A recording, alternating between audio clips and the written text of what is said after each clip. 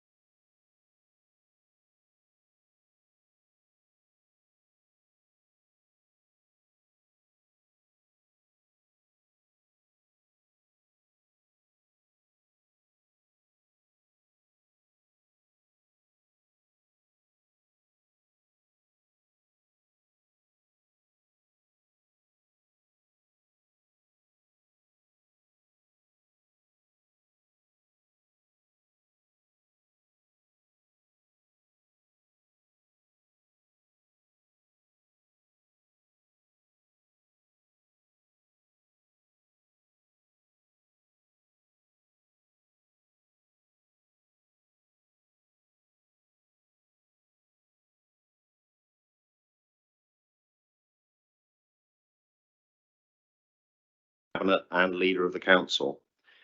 This meeting is being live streamed from the Council's YouTube channel, and the recording will also be available after the meeting. Subtitles can be switched on, and advice on how to turn these on is set out on our website. Can everyone please ensure that mobile phones are on silent, and can I remind members to use their microphones? In the unlikely event that it is necessary to evacuate the building, the fire alarm will sound. Please follow all the instructions given to you by our team. Can I welcome members of the public to the meeting this morning? We have quite a few people who wish to make deputations, which is great, and we will invite you forward when it is time for you to make your contribution. Turning to the agenda. The first item on the agenda is apologies for absence. I have apologies from Councillor Lerney. I'm unaware of any other apologies. The second item on the agenda is nominations or membership of cabinet bodies. I just need to open up that list. So we have nominations for the Treasury. Yeah. We just try. So we have nominations for the Treasury Investment Group. At Cabinet on the 23rd of May 2023, we appointed Councillor Cutler, Councillor Lerney and Councillor Power. After a careful review of the terms of reference, it's proposed that the following members be appointed in addition. One other member from the administration of the council from the Audit and Governance Committee, and that nomination is Councillor Gordon Smith, and the relevant shadow cabinet member, and that member is Councillor Godfrey. Cabinet, you agree to that nomination? Agreed. The second nomination relates to Venter Living Limited. The item is to confirm the names of two councillors to be appointed as company directors. We have one nomination, which is Councillor Jerry Pett. Are you agreed with the approval of that nomination? Thank you. The next item of business is disclosure of interest. I need to declare a personal non-prejudicial interest as a member of the County Council, since some of the issues on the table relate to highways. Councillor Porter. I declare the same interest as personal non-prejudicial because I too am a county councillor. Thank you very much. The next item is the list of councillors who wish to speak, and we have a good long list today. Councillor on the master planning paper. Item 8, we have Councillor Laming, Councillor Horrell and Councillor Lee. On item 9, relating to Bushfield, we have Councillor Warwick, Councillor Laming, Councillor Wallace and Councillor Horrell. And on item 10, on Park and Ride, we have Councillor Wallace, Councillor Laming and Councillor Bolton. Have I understood that correctly? Are there any councillors who wish to make a deputation above and beyond that? No.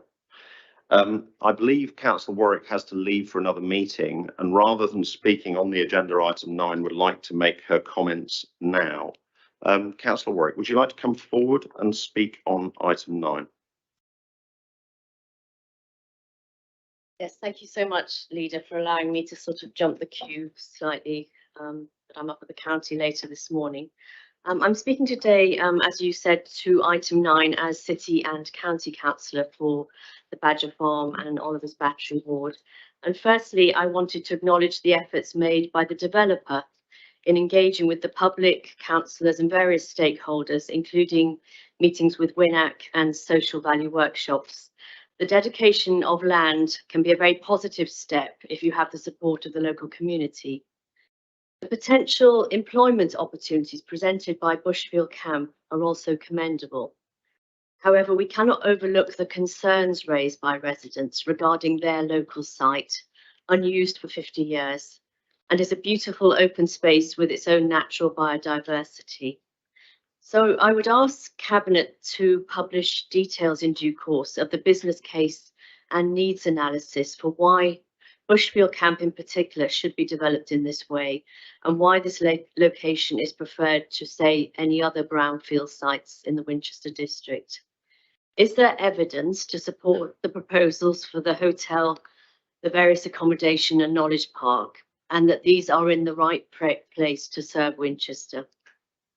Several questions have arisen through the public consultation process, and these are important. Some of these I will address myself as a county councillor: the relationship between existing main routes into Winchester and the impact the development will have on the surrounding road network, the potential for overspill parking in the surrounding residential areas if active travel plans and sufficient on-site parking arrangements are not properly implemented, the need to establish links to the local train network, including Winchester and Shawford train stations, with a focus on promoting active travel options, concerns about the impact on the Oliver's Battery Badger Farm Road junction, both in terms of vehicle and pedestrian access onto and crossing the Badger Farm Road and the underpass at the Oliver's Battery Road junction, and ensuring there is adequate disabled access both in the locality and around the site.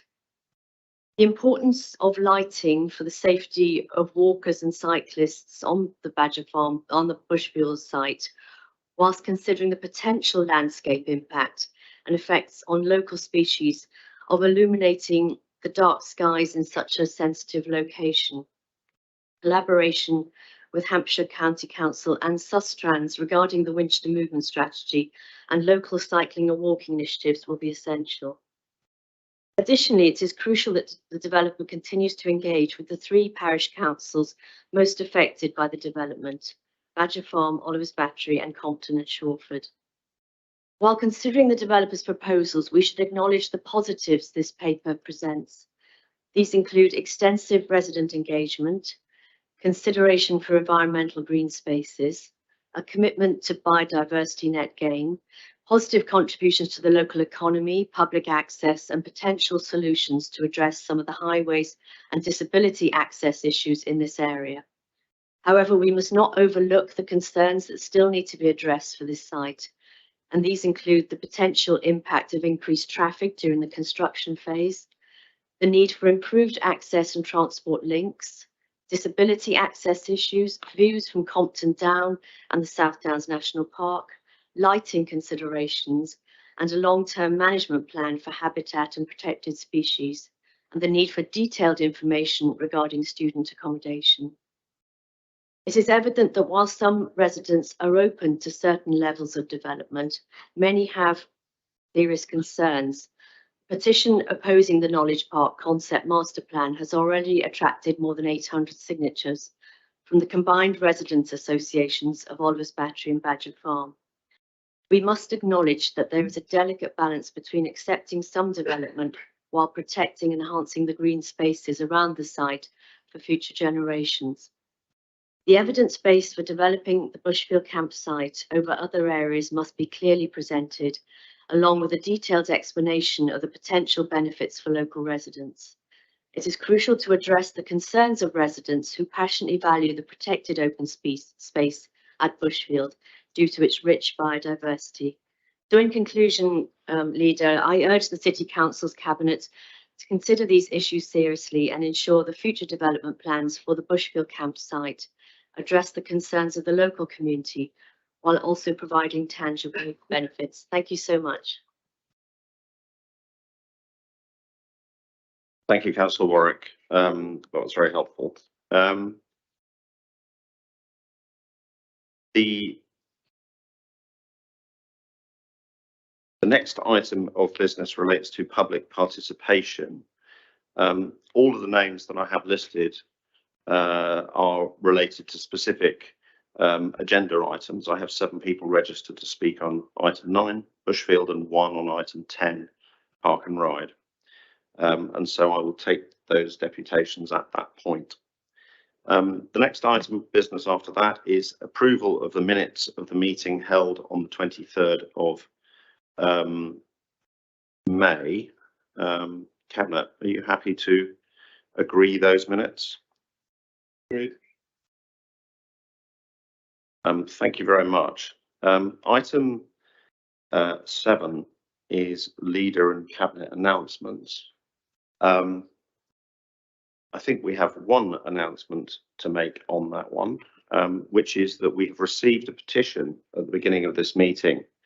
And I think it would be an appropriate moment for the monitoring officer, who is the officer responsible for how the constitution of the council works, to explain what happens next with that particular petition. Excuse me. Thank you, Leader. The leader is absolutely right. I've been passed a petition this morning. I've had a very, very brief look at it. And from what I can see, the concerns that are highlighted within the petition are fundamentally planning issues. And therefore, I acknowledge the petition, but there is a set process that deals with petitions that come to us that relate to those planning decisions. There are issues raised in there that are not here and being discussed and decided here at this specific meeting. And it's important that I make that clear. So I, as I said, I do acknowledge receipt of the petition, and I will be reviewing it properly and fully as I should. And I will be responding formally to the person that is to the person that has deposited that this morning, who unfortunately I haven't got the name yet, but I will. I'll make sure that I know, and I will respond formally and directly to them. So thank you, Leader. And just for clarification, the response will be the process that is followed from this point onwards, where the petition will be handled and how it will be handled. Yes, absolutely, and it will be in line with our published procedure that you can find on the website. So yes, Leader, thank you. And just for clarification, there's no restriction on anybody in their deputations or even in cabinet discussion in making reference to some of the points raised in that petition, but this is not the formal handling of the petition, which has to follow a particular process. Yes, Leader, it's within your discretion if you wanted to discuss any of those matters raised and if they've already been drawn to your attention. But yes, we're not formally discussing the receipt of and the detail of that petition here at this meeting. Thank you. Thank you very much indeed. Councillor Thompson, you also have an announcement. I have, thank you, Leader. Just a very brief reminder that we are still welcoming applications from rural community groups and businesses across our district to apply for a share of the £745,000 we have been allocated as part of the government's Rural England Prosperity Fund. The pot of money is to be spent over 2 years, and organisations can apply for grants between £10,000 up to £25,000. Projects must align with our priorities: sustainable growth grants to support projects that focus on net zero infrastructure, cultural grants supporting maker spaces and alterations to cultural venues, community infrastructure grants to develop volunteering and social action projects, including digital connectivity, and green and blue spaces grants to help enhance natural areas and water infrastructure. Applications close on the 4th of July, and if organisations, parish councils, businesses need further information, please look at our website. There is more information on how to apply there. Thank you. Thank you, Councillor Thompson. Do we have any other? No. We therefore move on to item 8, which is concept master plan governance. Councillor Porter, would you like to introduce this paper? Thank you. I'll introduce and then I'll ask Eze Ekeledo to elaborate a little bit more. So master plans are a developing part of the national planning process, and many authorities are embracing the principles of master planning to develop areas where change is taking place. Winchester is no exception. There is no specific area or size of site that justifies a master plan.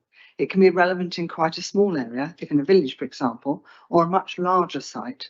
The relevance of a master plan is the context in which the site sits. Today, we're approving the governance of a concept master plan process. Plans can remain at this stage or go to detailed master plans, but a master plan will be necessary for any significant site for which an SPD has not been adopted.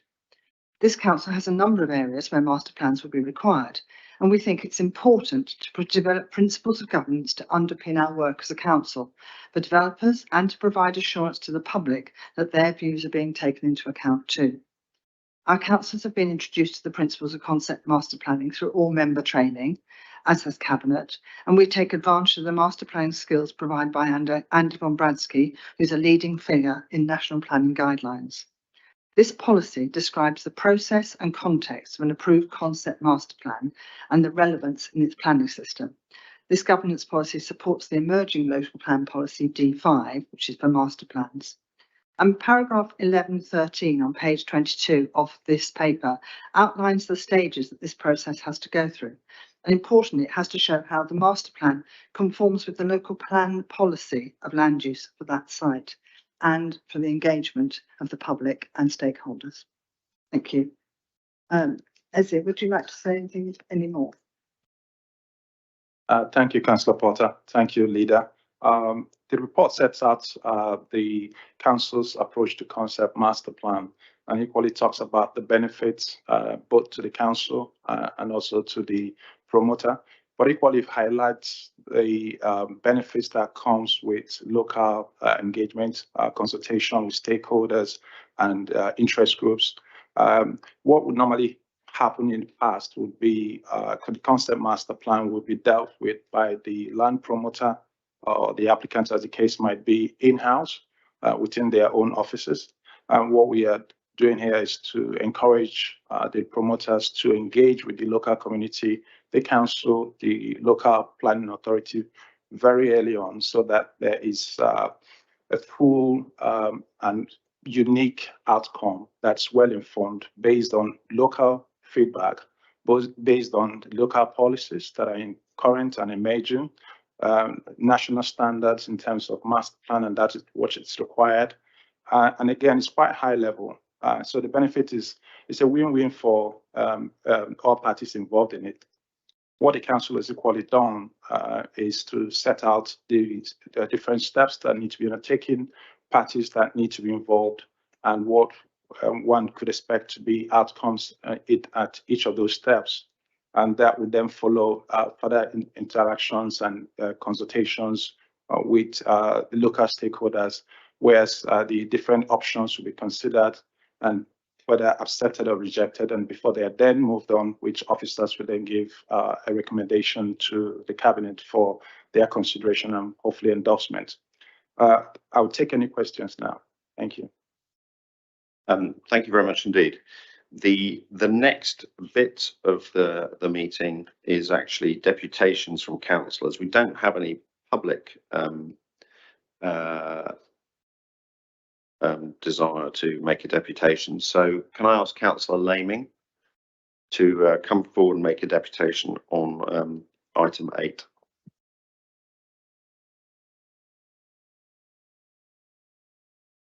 Thank you, Leader. Thank you for giving me the opportunity to speak. As you know, I'm a very keen environmentalist, and therefore I fully endorse the master plan for Winchester. It is a vital tool for the proposals for climate emergency action. Councillor Laming, can you move the microphone slightly closer to you or speak slightly louder? Thank you. I'm usually accused of being too noisy. When we had a talk on master planning, it really demonstrated the benefits of a 15-minute city.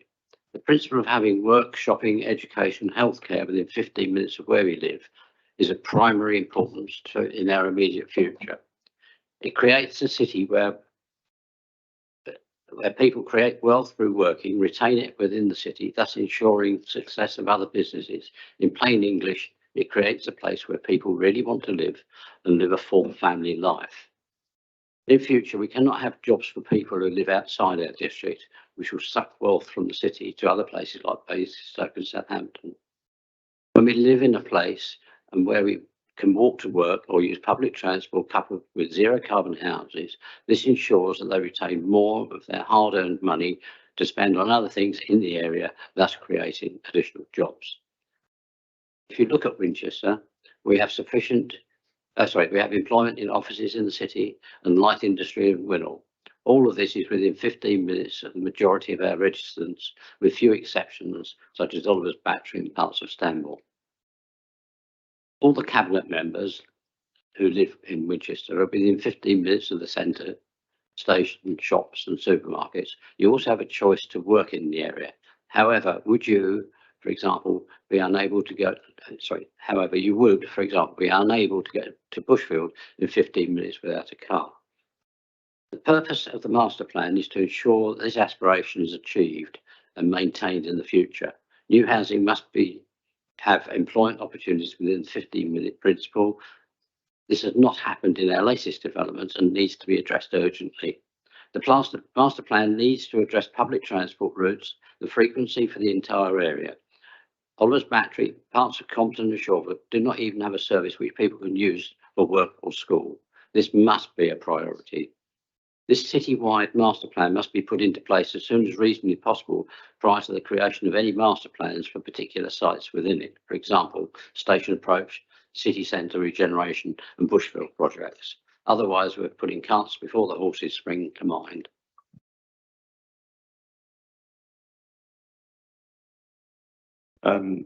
Thank you, Councillor Laming. Councillor Horrell.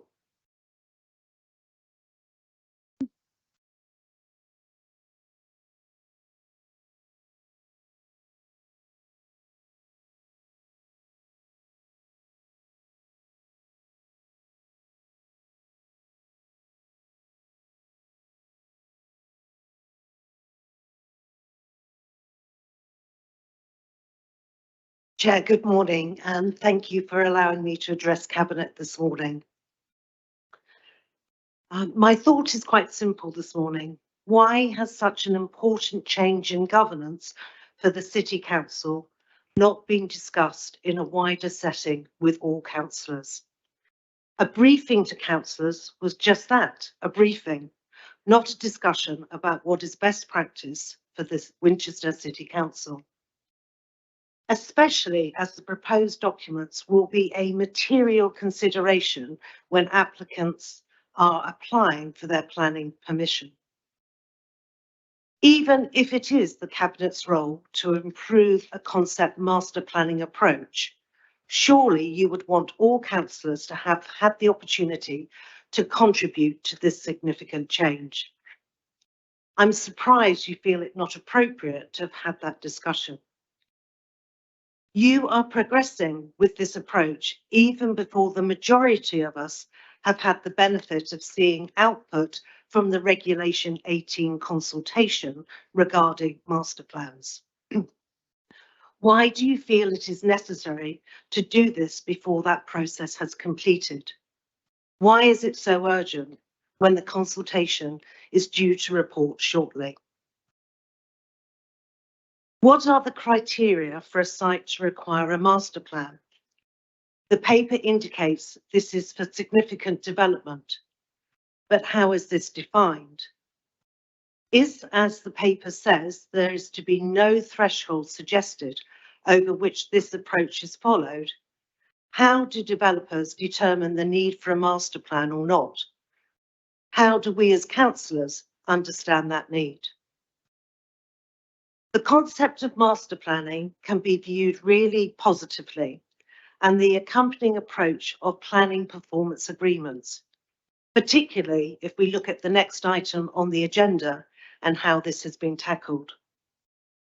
But today, the discussion we have seems like a backdoor way of bringing this change in governance forward. No scrutiny and no opportunity to see the Reg 18 consultation comments made by the residents of the district. A lost opportunity to ensure all are on side with a new way of doing business. Why would the Cabinet not take a more inclusive approach to agreeing this process so it has full council support and understanding and a better place for all residents of the Winchester district? Thank you, Chair. Thank you, Councillor Horrell. And Councillor Lee.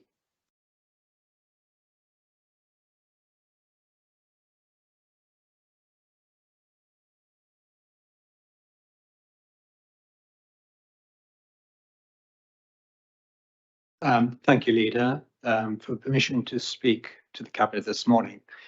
I'd like to start before pick up on 2 points of concern about the master planning process, just by saying that the spaces we inhabit determine how we live our lives and interact with the wider world around us.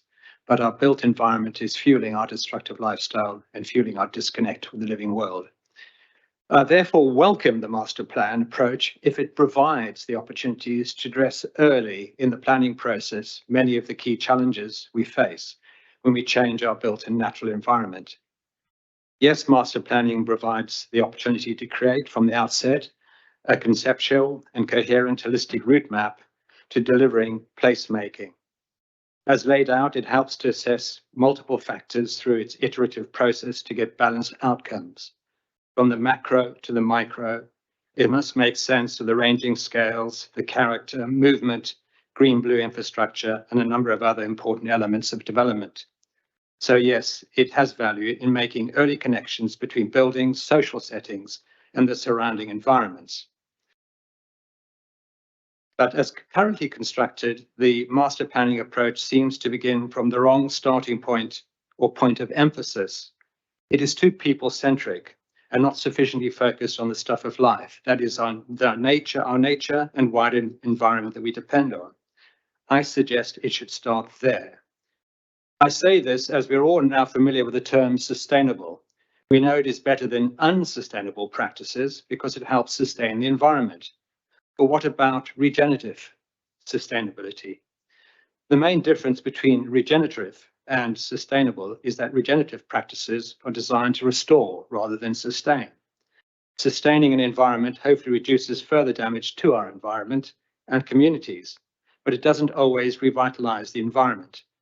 If we move the emphasis away from the conventional approach to sustainability in planning, i.e. mitigating the negative, towards optimizing the positive, and include upfront the embracement of improving the whole natural environment relevant to the plan, then we can demonstrate a shift away from the same old design and planning paradigms and remove or lessen the destructive impacts from our built environment and the disconnects from the living world. My second concern is, and relates to regenerative design, is building topology, which I mentioned at the station approach gathering a couple of weeks ago. As we know, building topologies are used in a variety of contexts, including architectural design, urban planning, and building science. They allow categorization of buildings based on their function, form, and construction type. This helps to understand the characteristics and the needs of different types of buildings and allows for better analysis and comparison. So 2 quick examples that illustrate the importance of earlier consideration. In some European capitals, living in social housing is considered to be a misfortune. Whereas if you take the example of the Austrian capital, Vienna, it is an indicator of high quality urban life. An internal courtyard means the apartment is filled with light, for instance. Shaped buildings allow balconies access to lights for plants. The city was judged to offer the best quality of life of the city in the world for the 9th year in a row. The regenerative design approach, one that creates opportunities for people and nature to thrive together, is growing. Biophilic city movements that began in the US are now present in Australia. Insights from ecological economics, focusing in particular on the ecosystem services that nature-based architecture offers, think enhanced air quality and natural cooling. Behavioral economics provides another important layer to the argument, notably the psychological upsides that biophilic design brings. My point is, unless this type of regenerative design and building topology thinking is considered as part of master planning from the outset, then smaller building footprints which change the economic viability of the site's projects will be missed. Too late to consider in the downstream planning progress, I suggest. So can I ask the Cabinet to commit to review the points I've raised for consideration in the updating process and the forthcoming local plan, which I believe would be Strategic Policy D5. Thank you.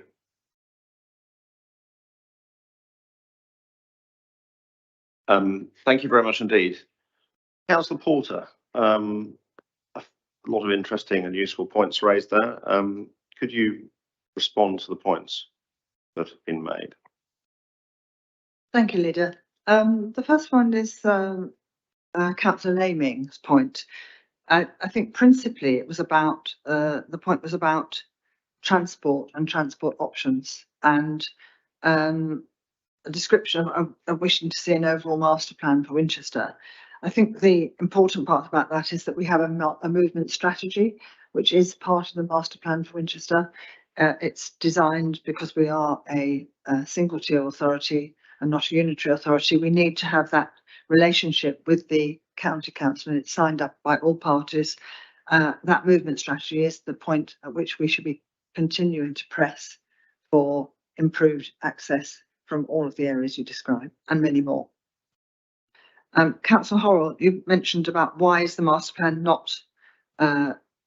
has not been discussed as part of any discussion across party as a council. We had the meetings and the briefings.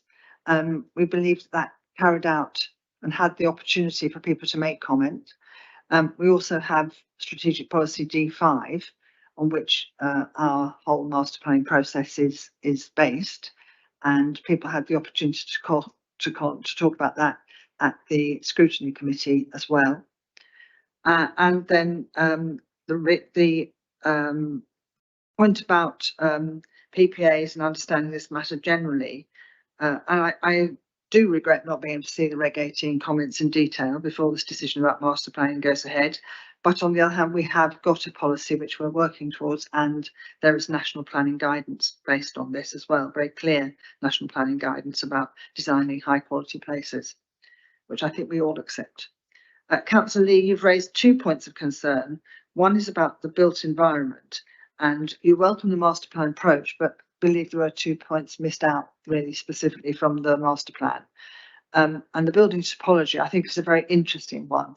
I know that the leader knows Vienna very well indeed, and often talks about it. It's an example which I'd love to go and see. But I think it's a very important point that we do look at that, because the master plan does talk about mitigation rather than looking at it in a constructive way right from the beginning, and that maybe that a few words tweaked on that are there. But I'd like to raise that again when we get to the next master plan process for the next piece and item 9. And you've also talked about ecosystem services, and I know this is something you have talked to the developers about at the master planning stage for one site, but I do think it's certainly something that needs to be taken into account. We do have a statement in our master plan process at the moment to assess the potential for including renewable energy schemes and also about flood risk. But as you say, it's a mitigation process for the flood risk. It is actually about a positive in item 14, assessing the potential for including renewable energy schemes. But it doesn't necessarily take into account the buildings, which I appreciate what you're saying. However, all of our local plan has to conform to our council plan, which takes tackling the climate emergency as our #1 priority, as an overall priority, and so therefore I do think it's an important part of the local plan, and I think it's very clear in the local plan that says that straight from page 1. So, but thank you, your points are noted. Thank you, Councillor Porter. Cabinet, do any other cabinet members have questions? Councillor Becker. Thank you. I have a couple. As an ex-planning lawyer, this is something I find really interesting. I'm sorry, Edo. On page 15, we talk about the concept master plans as being necessary for significant development sites. How are we going to determine what is significant? Councillor Porter did touch on it, but in terms of policy, in terms of developers, how do they know when a concept master plan is going to be necessary or not? That's question 1. Question 2 is what legal risk do we as a council face if a concept master plan is prepared, proposals are developed in accordance with it, but nevertheless, for whatever reason, planning is refused? Are we creating a legitimate expectation that planning will be approved. I just want to understand what sort of risks we face by adopting this sort of approach. And then the third question is just a general, what lessons can be learned from other authorities that have already adopted this sort of planning approach, which, as I say, I come from a planning background. This is very similar to the planning system that we have in New Zealand. So I very much welcome it. I think it's a step in the right direction. I just want to understand how we propose it works here. Thanks. Thank you very much.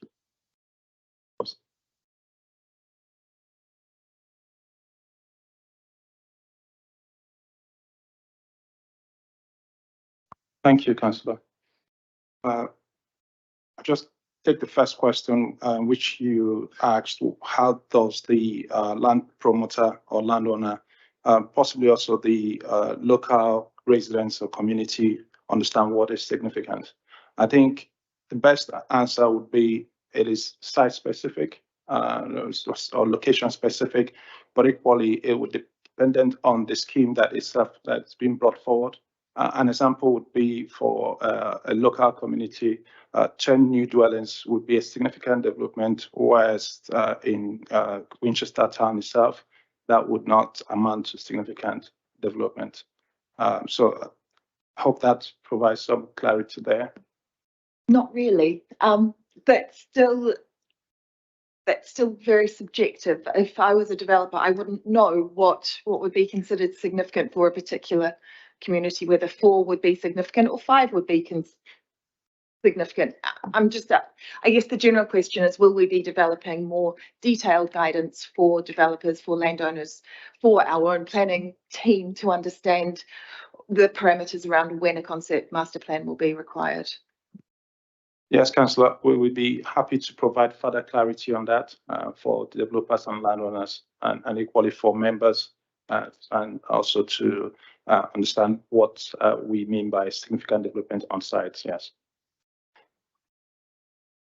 Your next question talks about whether we're creating, in summary, whether we're creating a de facto planning permission or granting consent, and does that potentially leave us open to challenge? I'll take the first part, and the second part I'll probably defer to the monitoring officer in that regard. In my professional opinion, the cabinet is not creating a planning permission here. They are simply endorsing a concept master plan where that to come forward for any site. What we're asking for in this paper for the cabinet is to agree the steps that need to be taken in arriving at a concept master plan. And these steps are being undertaken by authorities that I've worked in previously, Cambridge City Council being one, and equally as East Hertfordshire themselves have also taken this forward in terms of how they want to provide guidance to landowners and developers, and also for their local residents, the steps they would expect to see in arriving at a concept master plan. Just to highlight that the apex making decision body in terms of granting plan permission, it's the planning committee, and they are the ones that are being taxed under the constitution to consider applications and make a decision on behalf of the council. Thank you. The last question is, what are the lessons to learn from other councils? Other councils, I would say, with respect to Winchester, some ahead, some are a bit ahead of us in terms of taking concept master plan forward. Cambridge City Council, I can say with a lot of confidence, probably started that way back in 2008, but there was quite a lot of uptake in that. People saw the benefit of early engagement, both for the developer, but equally for the local residents and the council itself. East Hertfordshire, where I was in 2017, also took that on board. Sorry, 2019 actually, we also took that on board and drove forward with concept master plans themselves. I think the benefits, everyone is seeing that because you're looking at early engagement, which is trying to bring the decision making, the ability to mold the place that is coming forward very close to local stakeholders, very close to the council, very close to the developer. So before lots of finance is spent, people get entrenched. There's a lot more engagement to be able to bring something that's quite unique to the local area. So a lot of councils are adopting that, and it's set out in the national policy there also in terms of as a design tool to help bring out the unique places and increase the quality of design that comes. Thank you. Thank you. Mrs. Evans, I just wanted that point about legitimate expectation. We're not creating a legitimate expectation by setting a process, having developers go through the entire process, they do everything we ask, and then we say no. Just want to make sure that we're not creating a rod for our own backs here. No, thank you, Councillor Becker. It is a really good question to ask, because what we don't want to be seen to be doing is agreeing to a process that, as you say, puts us at risk or gives expectation. But I think it's really important to just say, as Eze has already pointed out, this is the first stage process. It's a higher level process. This isn't planning. It's not a planning application stage. And what this paper is asking us to do is agree the process and the governance and give some clarity. And I think it's important to say that developers at this moment in time can come to us, as they have done, with a master plan. That what we have and what we are proposing to do is put forward, as I said, a set process, an expectation and some clarity, and therefore making the whole process easier with a view to this really important stakeholder engagement. So no, we are not putting ourselves at risk. We are having conversations at a very high level, very, very early on, and very separate to the planning application process. Thank you. Thank you. Any further questions? I had a couple of questions. So firstly, in terms of the master planning process, I mean, presumably all the other policies in certainly the current and also the emerging local plan apply. So for example, we had some earlier discussion about 15-minute living, which is in policy T1, the new local plan. We had some discussions about environmental impact, carbon neutrality, low carbon, regenerative economy. That's in policies CN1 to CN7, sustainable transport and active travel policies T1 to T4, and biodiversity and the natural environment, an impressive number of policies, NE1 to NE17. So I suppose that's a key point here. And of course, I welcome the fact that Councillor Lee is actually going to be on the committee that reviews those planning policies as we move forward. But am I right in understanding that nothing we write in this policy here today overwrites the requirement to meet certainly the current local plan and ideally, and where possible, the emerging new local plan? Absolutely, that's the principle that all of our planning will be working to, that the policies that are in our emerging plan and are in our current plan are adhered to by developers, and that is expected. And so that would be, it's not even a negotiable conversation at this point. So yes, they are. It is expected that any master plan would conform to policy. Right, thank you very much indeed. I think a second question, which I don't think it's for the monitoring officer, it's for you, Councillor Porter, relates to the fact that we would be required, and we know that we have a series of master plans likely to be coming forward from different developers at the moment, and would be required as a cabinet to respond to them one way or another. And I suppose the question in front of us today is, do we have a policy and a framework for that to happen in, or do we not? Is that a fair understanding of the situation? We have an emerging plan and emerging policy, but that's why we're seeking a governance paper today, because we believe it's important that the process is clear about what that covers. I think the other issue with it is that obviously it's part of the national guidance for large for important sites, And so we need to respond to that as well. And it's in the National Planning Guidance. The last point I was going to raise was that today we are looking at this one, and then we're going to be discussing one in a moment, but actually all developers need to know what they would be expected to cover in that master planning process. At the moment, at such as it stands, those developers could just put in an application, an outline application. And this is a process which should strengthen and will strengthen the relationship between the community in which that development sits and the developers, and hopefully put in a lot of what those local people want. And I think that that's an important part of this conversation today. So part of our master planning process is endorsing the fact that the developers have made those efforts in the process, as well as complying to the policies. Thank you. Now, strategic policy D5, I remember the discussion at the joint scrutiny and LPAG meeting on September the 29th, and indeed I rewatched the video last night, and I was pleased to see Councillor Horrell supported the principle of introducing master plans, as did everybody in that meeting. So there is a clear commitment from councillors on that.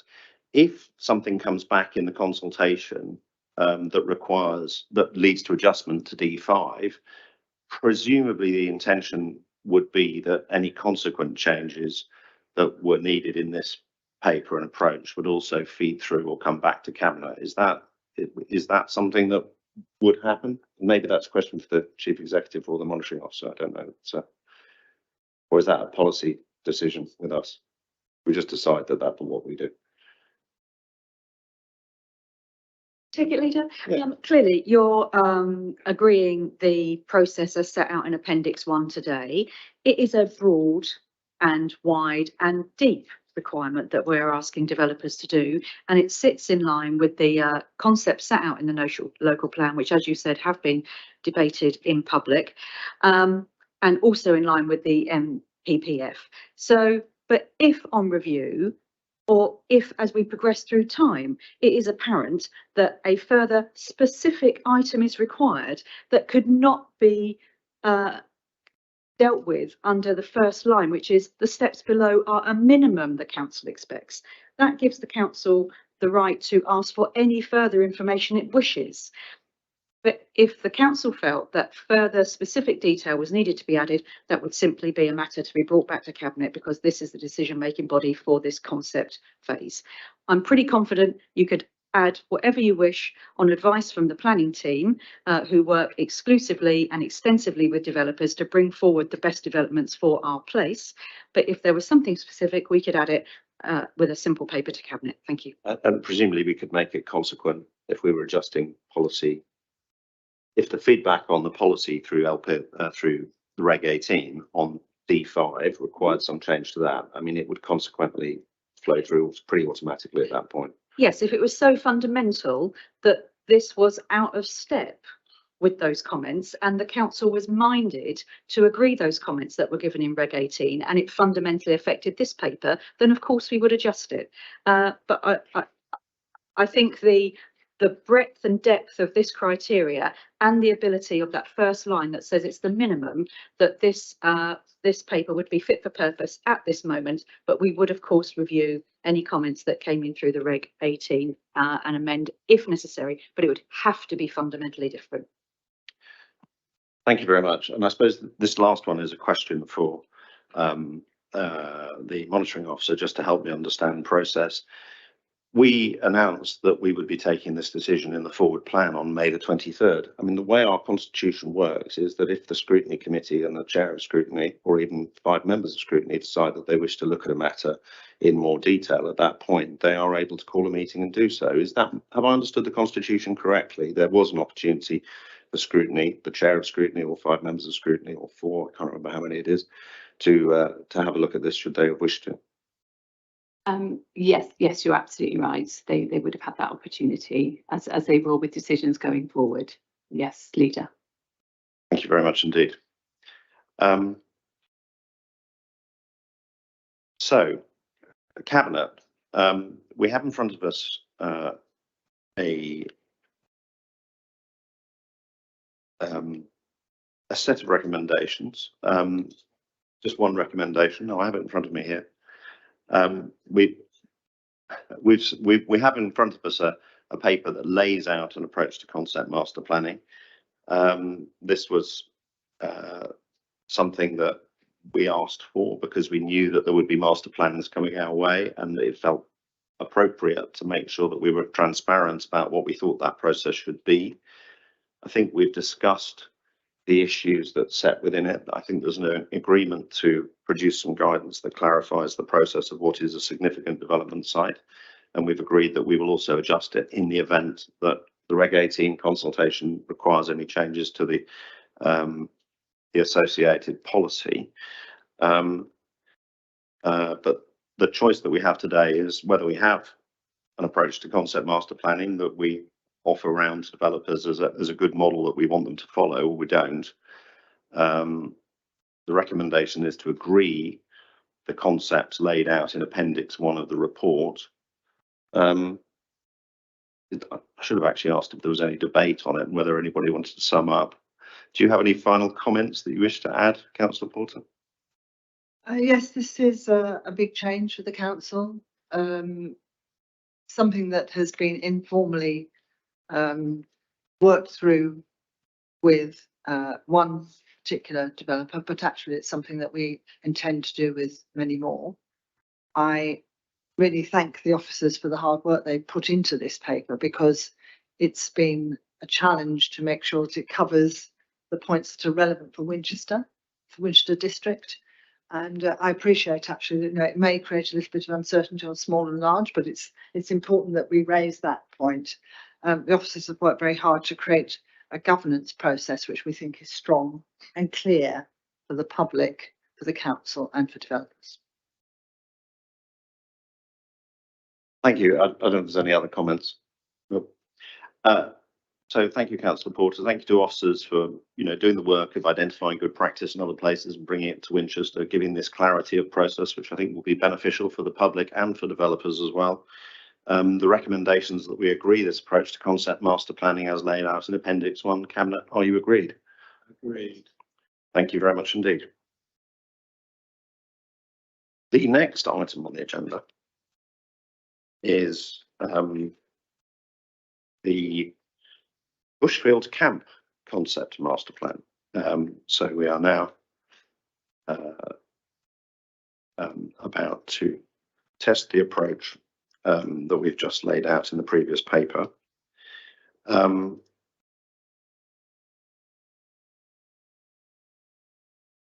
Councillor Porter, could you please introduce the paper? Again, this is item 9, the Bushfield Concept Master Plan. We've just discussed the governance of the master planning process in the last paper, and the National Planning Framework strongly encourages consultation as part of the process to design high quality places. Consultation with interested parties and stakeholders adds local value to plans for these areas, and the resultant design will bring higher quality places for us here in Winchester. These have been developed in other cities, as previously mentioned by Mr. Eccleder, in Cambridge, East Bedfordshire and others too. Master plans are developed from hooks in the local plan, and Bushfield was identified as an employment site in the current plan as WT3. The inspector's comments included, "This site represents the most sustainable, realistic and deliverable option for new employment land, and this is still the case. The emerging plan that replaces that policy is W5. This also reflects the current policy of economic growth and diversification, CP8. And the world has changed distinctly since 2013, and this reflects that too. So the master plan describes the vision for this site, and this is laid out on page 48. And speakers will be interested to see that Bushfield recognises the climate and nature emergencies and has them at the heart of the brief. That developments will create numerous opportunities to train and employ people and future-proof employment opportunities in the city and the district for years to come. And 3, it places social value as one of the highest development priorities. We'll be able to have opportunity to ask the developers questions a little later, but I'd like to draw attention to pages 86 to 89 in the Appendix 2, which describe the process from here on. If this master plan is approved today, the applicant will go on to create an outline application, which will provide details of parameters for land use and location of uses, the movement and access details, layout and scale, including building heights and landscape parameters. So today, this master plan is not agreeing the quantum of car parking and the projected traffic movements. It's not agreeing the outline permission. It's not agreeing the heights, but it is agreeing the vision of that site. You'll note that the paper describes the stakeholder process in the last appendix. This is an informative piece only and shows the journey since 2021 and the iterations of the master plan resulting in what you see here today. So citizens of Winchester regard this site as public land, but as you well know, it's owned by the Church Commissioners England. There are currently some rights of way over it, but this master plan shows how there'll be full public access to the green spaces with public involvement in its management. And it also develops employment land that was used by the army itself an employment use until the 1970s for hundreds of years before. We have a good workforce in this district with good academic qualifications. They need good jobs so that they don't have to travel far to find work. So I'm just going to pass on to Julie Pinnock, our development manager, for any more detail that you may wish to add, Julie. Yeah, thank you, Councillor Porter. Yeah, as you say, this is a high-level concept master plan, and I think in our report I set out the various steps of engagement that the development team have gone through, both with us and with the public and other statutory consultees as well, which includes Hampshire County Councillors Highway Authority, some of the national bodies, Highway England, Historic England, and others besides. So I think that they followed that process that we've just looked at in the earlier paper in terms of that engagement and those steps. And this is a very high level concept master plan, and it feeds into more work to develop a detailed master plan, which would come forward with an outline planning submission later in the year. So as you said, this isn't approving a quantum, it's not approving the disposition of uses, it's merely looking at those site opportunities and constraints and making sure that they feed into the more detailed work that will come forward. So I'm happy to pick up any questions as they come along. Thank you. Thank you. Back to you, Leader. Thank you, Councillor Porter. I think it is a useful clarification that the discussion that we are having today is about documents Appendix 1 and Appendix 2. Those are what we're being asked to agree. And so anything that isn't in those documents, we are not agreeing. Anything that might have appeared on presentation boards that is not in those documents, we're not agreeing. We are going to be focusing on those documents because they are what we're being asked to agree today. In the policy context that we face. And obviously certain decisions, such as the decision to allocate the land, was made by a planning inspector. When was the date? In 2013, I think February 2013. And we just need to be mindful of what we are deciding and what we're not deciding in terms of today. And that will be very much the focus of debate and discussion later on. Right. We now have a set of deputations and I will take them in the order I have them written down. We will do the public deputations first and then the deputations from councillors. Although in theory our standing orders limit us to 15 minutes for public deputations, I've decided that everybody should have 3 minutes, although I think since Councillor Godbold is representing Badger Farm Parish Council, I'd be happy to have him have 5, as might happen at a planning meeting. After that, we will have deputations from councillors, then we will have responses to any questions and points raised from the Cabinet member, further questions from Cabinet members on the paper and the decision in front of us, debate, and then we will make a decision one way or another in terms of the recommendations listed, or decide if we want to add or adjust any of those recommendations. So let us move to public deputations, and the first name I have listed is Councillor Godbold from Badger Farm Parish Council. So Councillor Godbold, if you'd like to come forward and make your deputation, you have 5 minutes.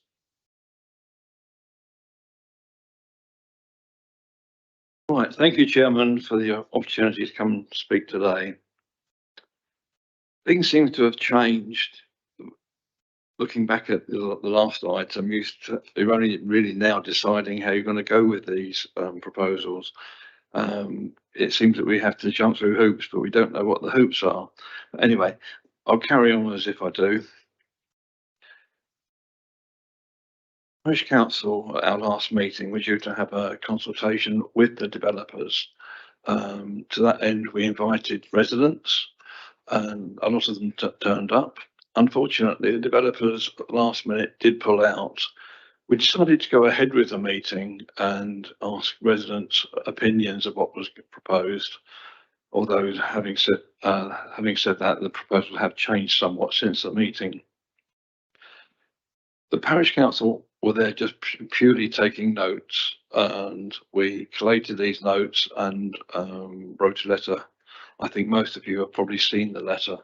The salient points are, whilst a lot of people have no objection to the development of the site, it was the scale of it and the importance of what was going to go on there.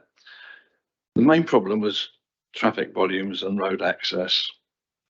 Now, we all know that Badger Farm Road is virtually at capacity at certain times anyway. The addition of maybe 3,000 jobs there and the associated travel will only make this worse. Whilst the access problems are very important to us because a lot of our residents use that road to get to work, to get into Winchester, the like, we feel that this cannot be overstated. While crossings may address the safety issues that are on the access to the site, the introduction of 2 light controlled crossing points, as currently featured in the proposals, could act to increase the traffic delays. Residents also expressed concern about the impact of the potential delays on blue light emergency services, as this is a key road to the hospital.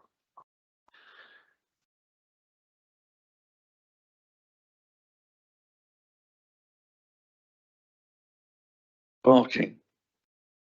Now, with the addition of 3,000 jobs there, and from what we've heard, although this may not be true, just 900 parking spaces, this is going to increase the pressure of parking actually on Badger Farm estate itself. We already have a problem there, and the only way we can see this to get rid of this idea is to put traffic parking restrictions in, which will be very, very unpopular with our residents. A lot of our residents actually did think it was a good idea to develop, as I said before, but a lot of them were questioning the suitability of this site for the actual plan of employment. Actually, my notes have actually changed since this. A couple of concerns expressed by residents at the meeting were the visual impact this would have on from views from the South Downs National Park. Whilst the developers presented a landscape visual assessment, it appears that the details provided were from a vantage point that they chose only halfway up the national park. One of their residents came up with quite a good idea of putting a red light on a mast to the proposed height of any building so that we can actually see where it's coming from. I'd like to say that we as a parish aren't necessarily against this plan at all, but we would like to see it in a scale that is suitable for this part of Winchester and not create more problems than it's going to solve. Anyway, as I said, we seem to be jumping through hoops that we don't know what we actually need to jump through, so I'll leave it at that. Thank you very much. Thank you very much indeed, Councillor Godbold. The next person to make a deputation is Siobhan Osborne.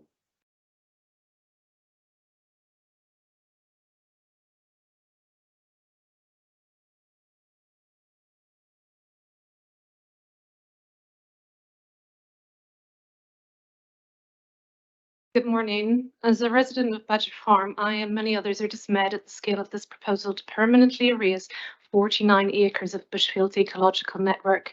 Overdevelopment to accommodate figures exceeding Badger Farm's population, the remaining chalk grassland and rare species significantly burdened. Hardly the comprehensive conservation-led approach required for Bushfield as policy WT3. Slide A of your pack shows photos in and around the proposed construction area of Bushfield, an established biodiverse haven enjoyed by those who know and appreciate it. The photos showing little of any man-made structure having blended into the landscape. Slide B lists phrases to describe Bushfield within developers' master plan being pejorative in contrast to the photos that you will have just seen. And it's a site, its site of importance to nature conservation status being reduced to an acronym at every mention.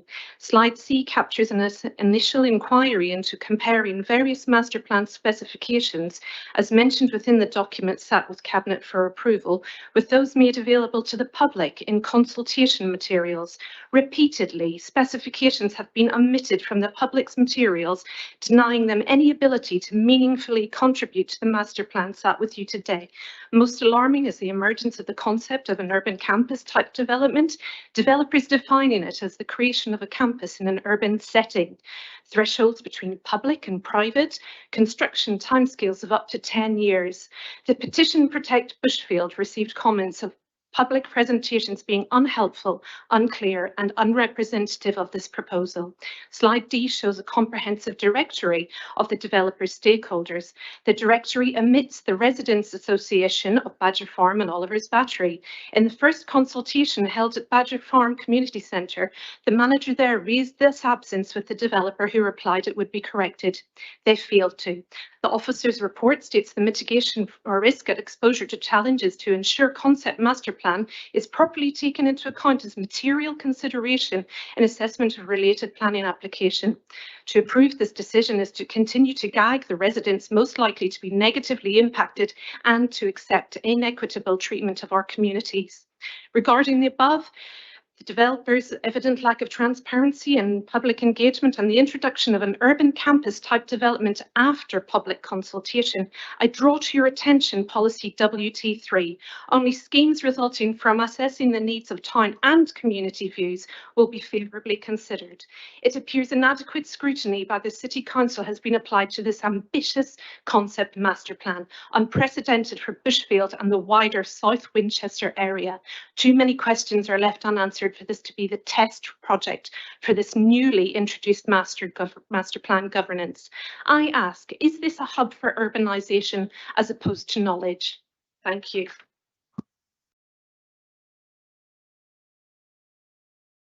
Thank you very much. Could Ali Cochrane please come forward? Can I just say that it was Ali Cochrane who submitted the petition today.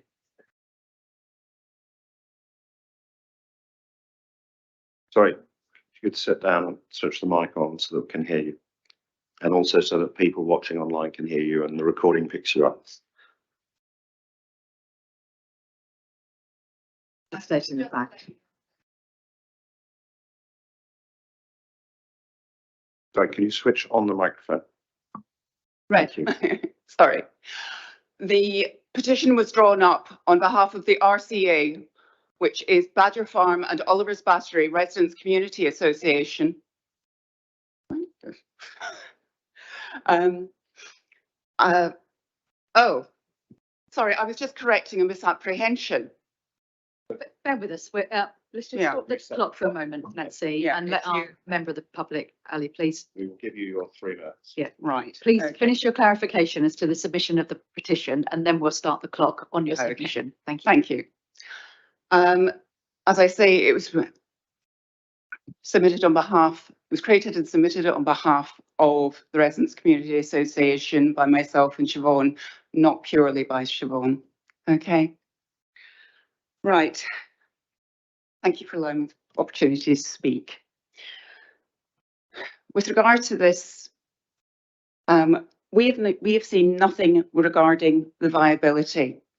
There is no independent viability study available to the public. The only one that we have been able to get sight of is one in 2010, which related to a very similar application. Anyway, so despite that, the estimated 2,500 jobs seems somewhat optimistic. Other projects with similar goals require close university partnership, not currently available and not achieved, not currently available and will not achieve such success without it. This is unlikely, so it's very unlikely to add value. Successful science parks have approximately 30 people per square metre. This one proposes 67, sorry, per 100 square metres. We also want to know where are the possible occupants. I'm not saying identify who they are exactly, but identify how many people are actually looking for office spaces of the varying sizes.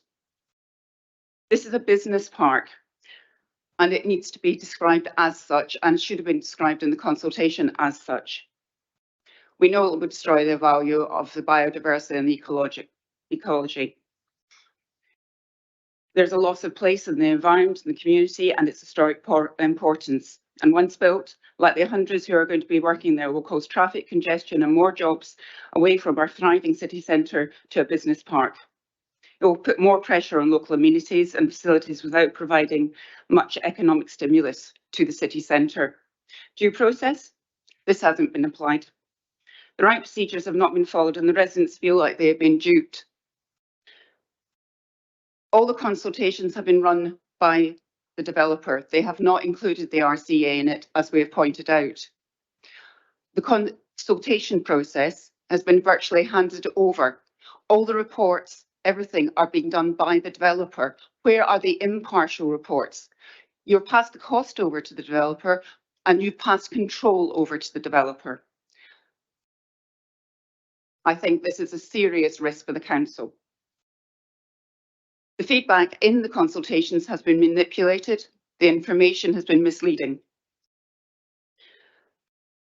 I would like to make two further points in the short time that I've got left. In the event the WCC are satisfied with this proposal, we need to know that the square footage will not be increased substantially, that there will be no creep on it, that the area which will be developed is restricted to that area. We also need some kind of assurance that the area promised to be passed over for the public benefit will in fact be passed over to some public body without covenants, so that it is, with covenants, so that it is preserved for the public use. As a community, we are opposed to this matter. This significant development has been misleading and will devastate our community. Well-being has not been considered. Use of words, which are nice phrases, need to be actually adhered to. And we do not feel, as the public, that this is being done. Thank you.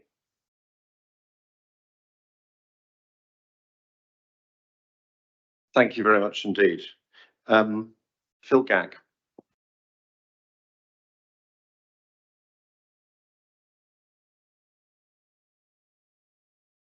Thank you, Chair, for the opportunity for letting me speak. The Bushfield Camp Concept Master Plan is really a rough first draft.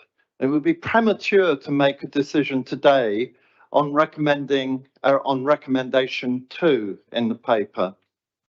It would be appropriate only to note the work done so far.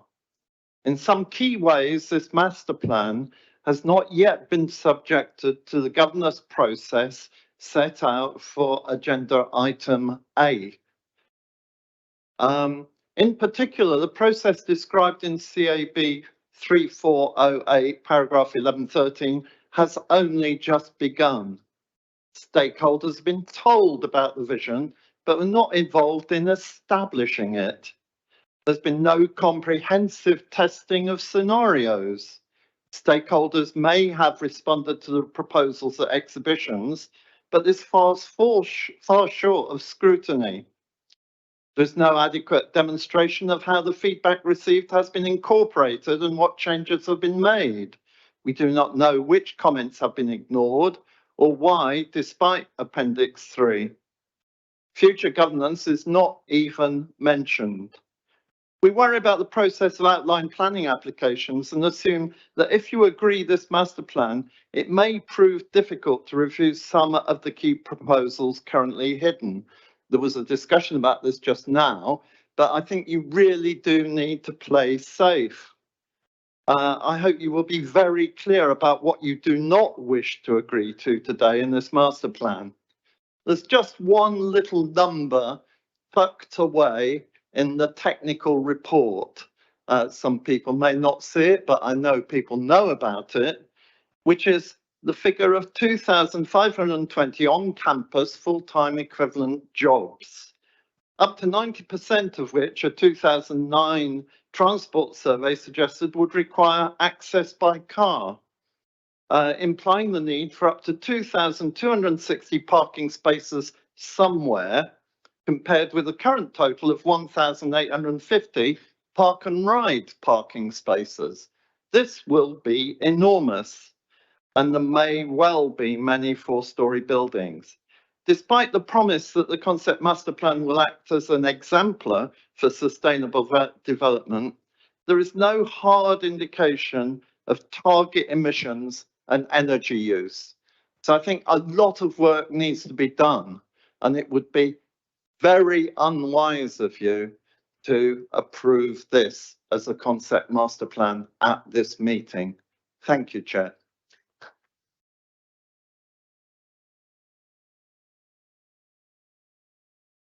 Thank you, Mr. Gagg. Colin Roberts. Do we have Colin Roberts? We don't have Colin Roberts. And I don't know where I can do that from here. And then another deputy has dropped out, Mike Davis.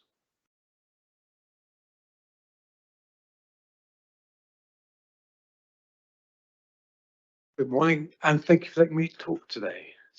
I just want to say that Bushfield Camp has been rewilded for 45 years since the army moved out in 1978. I'd say at least 2/3 of that should be classified as greenfield rather than brownfield.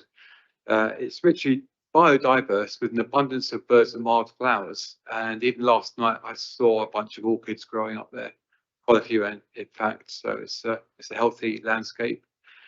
I want to ask, has the City Council conducted an annual site assessment for Watts and for greenfield or brownfield, and what was the information reviewed at the time? So I've got just curious to know that because it's classed as brownfield at the moment. I want to say the council noted in 2008 that the existing trees and hedgerows within and surrounding the site are significant in terms of biodiversity due to the landscape character being mainly arable in that area. They provide valuable green wildlife corridors, and this area is an important green corridor linking Winchester City with the rural countryside to the south and providing a much needed green lung for the polluted city we're living in today.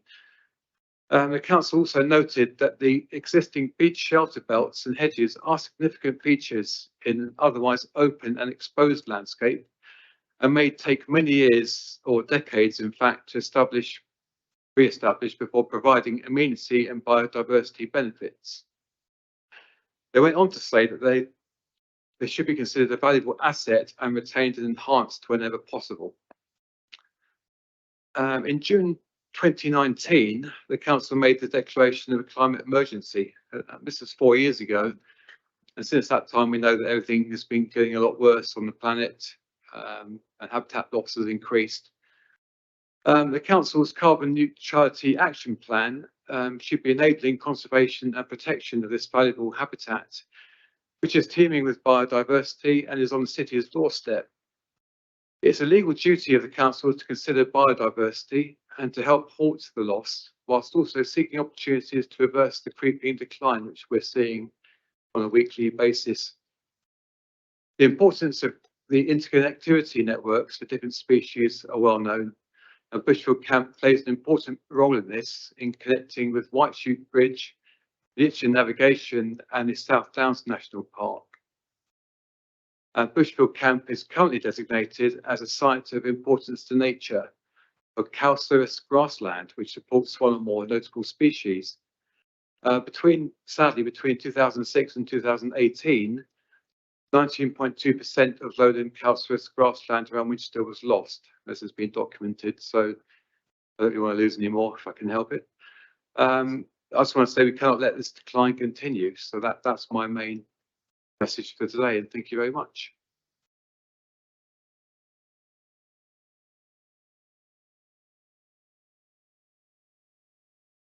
Thank you, Mr. Davis. Paul Cooper.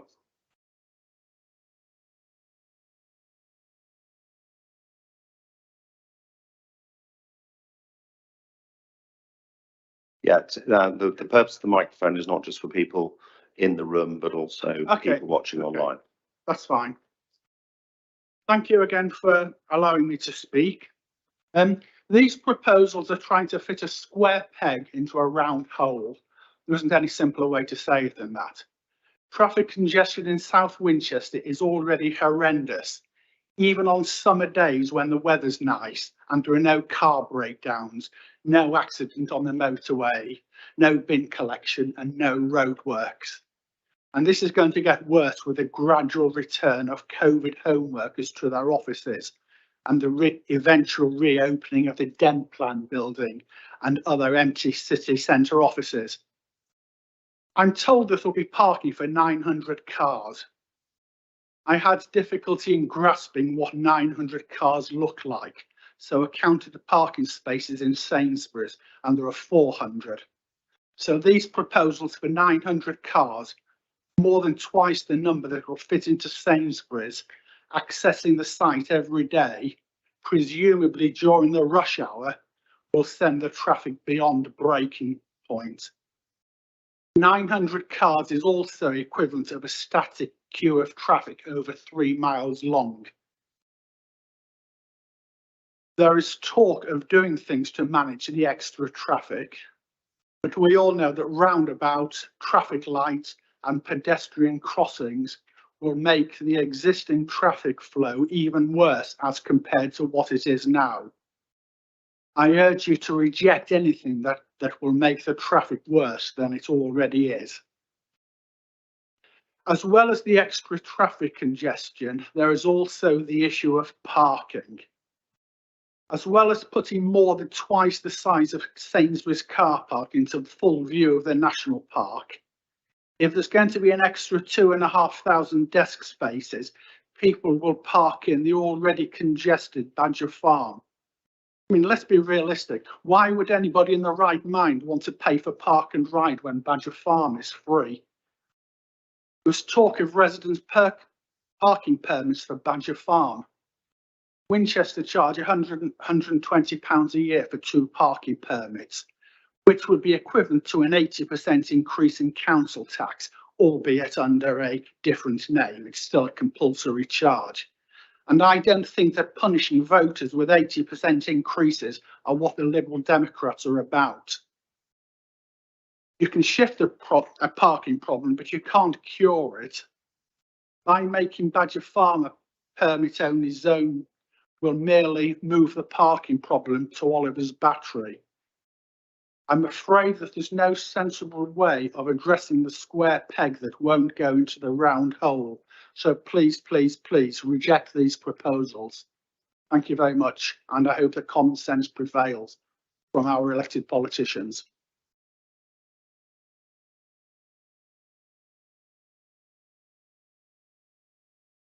Thank you very much indeed. We now I would just as a point of clarification point out that Hampshire takes responsibility for on-street parking from September the 1st. And those of you who are concerned about the introduction of new permits may wish to respond to their budget consultation. On to councillors. Councillor Laming, could you please come forward and make your deputation?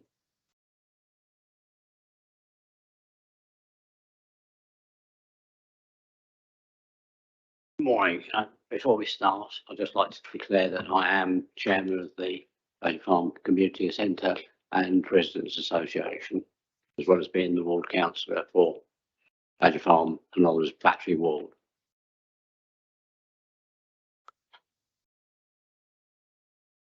As I've said before, I'm totally in agreement with the master plan process. The citywide one needs to be completed before proceeding with the underlying one for Bushfield. It would not be considered due process if completed at the same time or before the main one is concluded. The Badger Farm site has many constraints.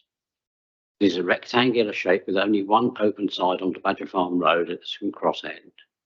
Taking into account the 2,500 to 3,500 employees expected on the site, this will increase the number of vehicles to a level that the road system is incapable of handling. We have figures from the pre-pandemic survey that illustrate the normal level of traffic one would expect. The majority of traffic comes from the Hockley link at present, and then from Otterbourne Main Road. Most exit onto Badger Farm Road, and then onto St Cross Road. Because Badger Farm Road is that close and exceeds saturation point, people are habitually using St Cross Road as a rat run. Any extra strain on Badger Farm Romsey Road is dangerous. It's causing problems for emergency vehicles to negotiate the road. They already have problems. Think of a fully laden fire engine trying to get through the traffic. These are often life and death situations where every second counts. There is insufficient parking on site of 900 cars. The overflow is expected to use the park and ride. However, this already runs at approximately 70% and 100% at peak demand events. Where will the employees park? Badger Farm or Oliver's Battery Estates? The City Council is very much in favour of the 15-minute city. So am I. The rule, as we were told at the training session on master planning, was one job equals one house. So we're looking at 3,000 houses needed from the existing housing stock to this site. This would mean each home on Badger Farm, Oliver's Battery, Hearts of Stanmore and St Cross will be needed to house an employee. Imagine all these people going to work. The cycleway from Sainsbury's is very much needed, and it is one good suggestion to come from the proposal. The one down to Ivy Close is a disaster, ending in a muddy patch. Who is going to pay to connect it to Stanmore Lane and make a safer crossing point, as this is a blind junction? The residents of Ivy Close don't want to be hundreds of people walking behind them, looking over their rear gardens on their way to work every day. Public safety must be a priority. The scaling and mass is out of proportion for the site, which is highly visible from many public places, including the South Downs National Park. 4-storey buildings will stand out like a sore thumb. Each inspector on appeal has turned down this site for its visual impact on the area, including the representation from the park. They have stated the area is outside the settlement boundary. How can any master plan accept that? We need a good dose of common sense. Finally, I've outlined some of the main points raised over the last 9 months by residents of the ward. It is fair to say that I've had more correspondence on this development than any other topic in the last 12 years. We've carried out resident surveys on Bushfield area, presented the findings for the problems when the M3 is on diversion and when it is heavily congested. These have been given to HCC and Highways England, so we really do have a handle on the traffic problem. Thank you. Thank you, Councillor Laming. Councillor Wallace.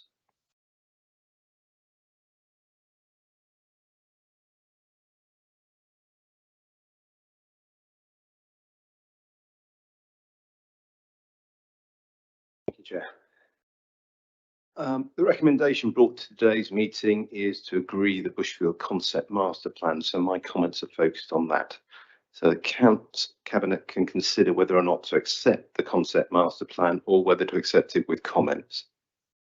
Firstly, on design principles. Appendix B states that a development specification document will accompany the outline planning application and will contain development principles for the detailed design work.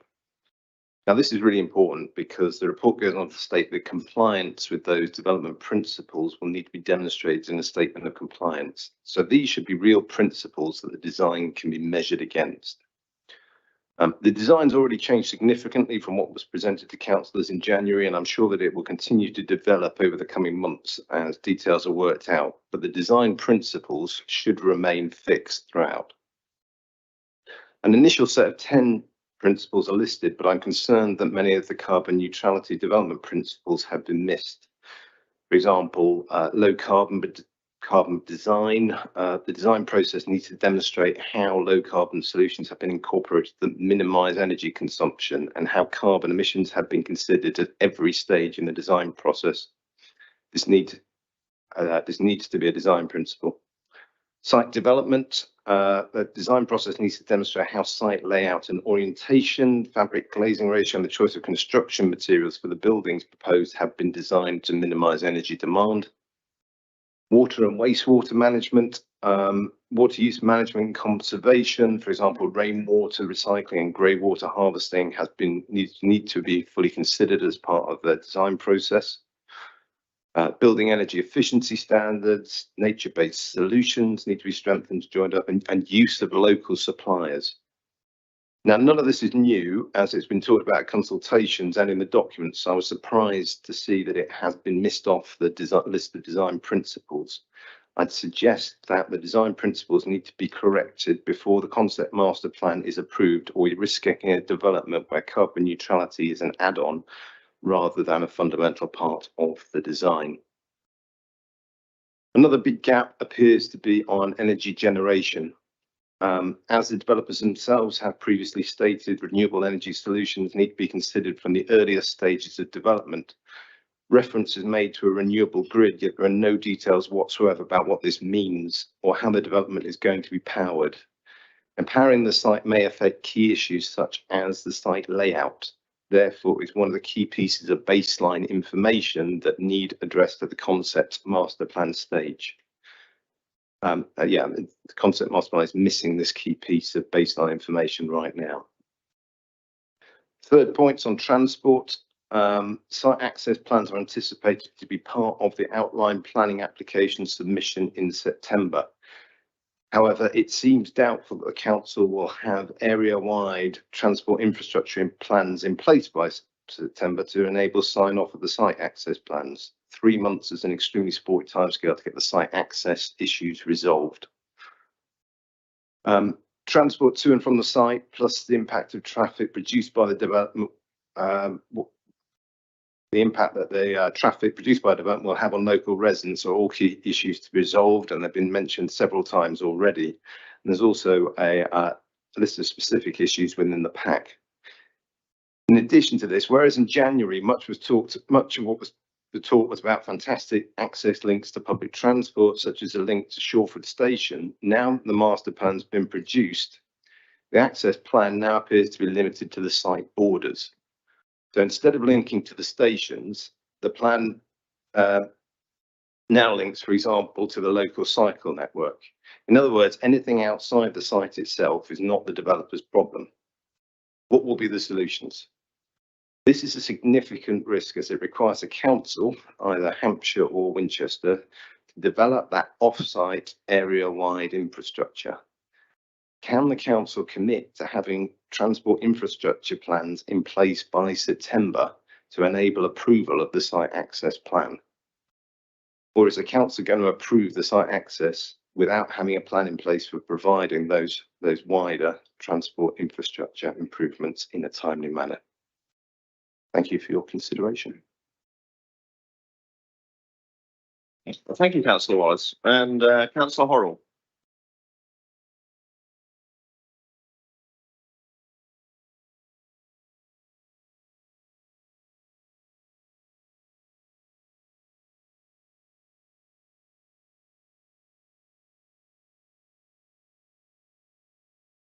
Chair, thank you for allowing me to speak again today. And I very much welcome the bringing forward of the Bushfield Camp Master Plan. And to clarify, Chair, I am in support of master plans. My earlier comments were about the process for the proposal this morning and the gaps in our understanding as to how that would work, not the master plan concept itself. The Bushfield Camp site was allocated in our last local plan for employment, but little has happened during that period. It is therefore to be welcomed as an employment site for the district at this time, especially given the lack of other significant employment sites identified in our current draft plan, which has been consulted on in the last few months. We cannot continue to build houses at the rate proposed in the current draft plan.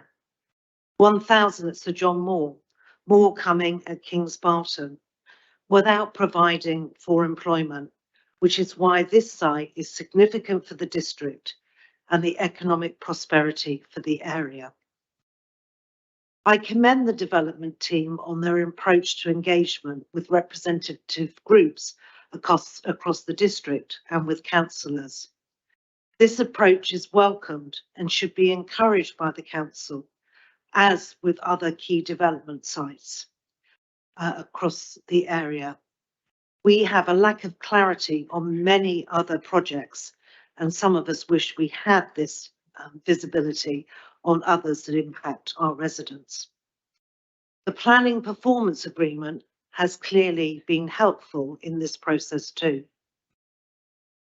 I welcome the desire not to take every last hectare for development and to preserve the open space for all residents to enjoy, not just a relatively small group who have access to it currently.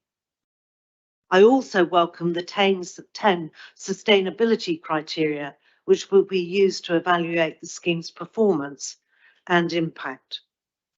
But Chair, I have a couple of questions which I would like to seek clarity on today.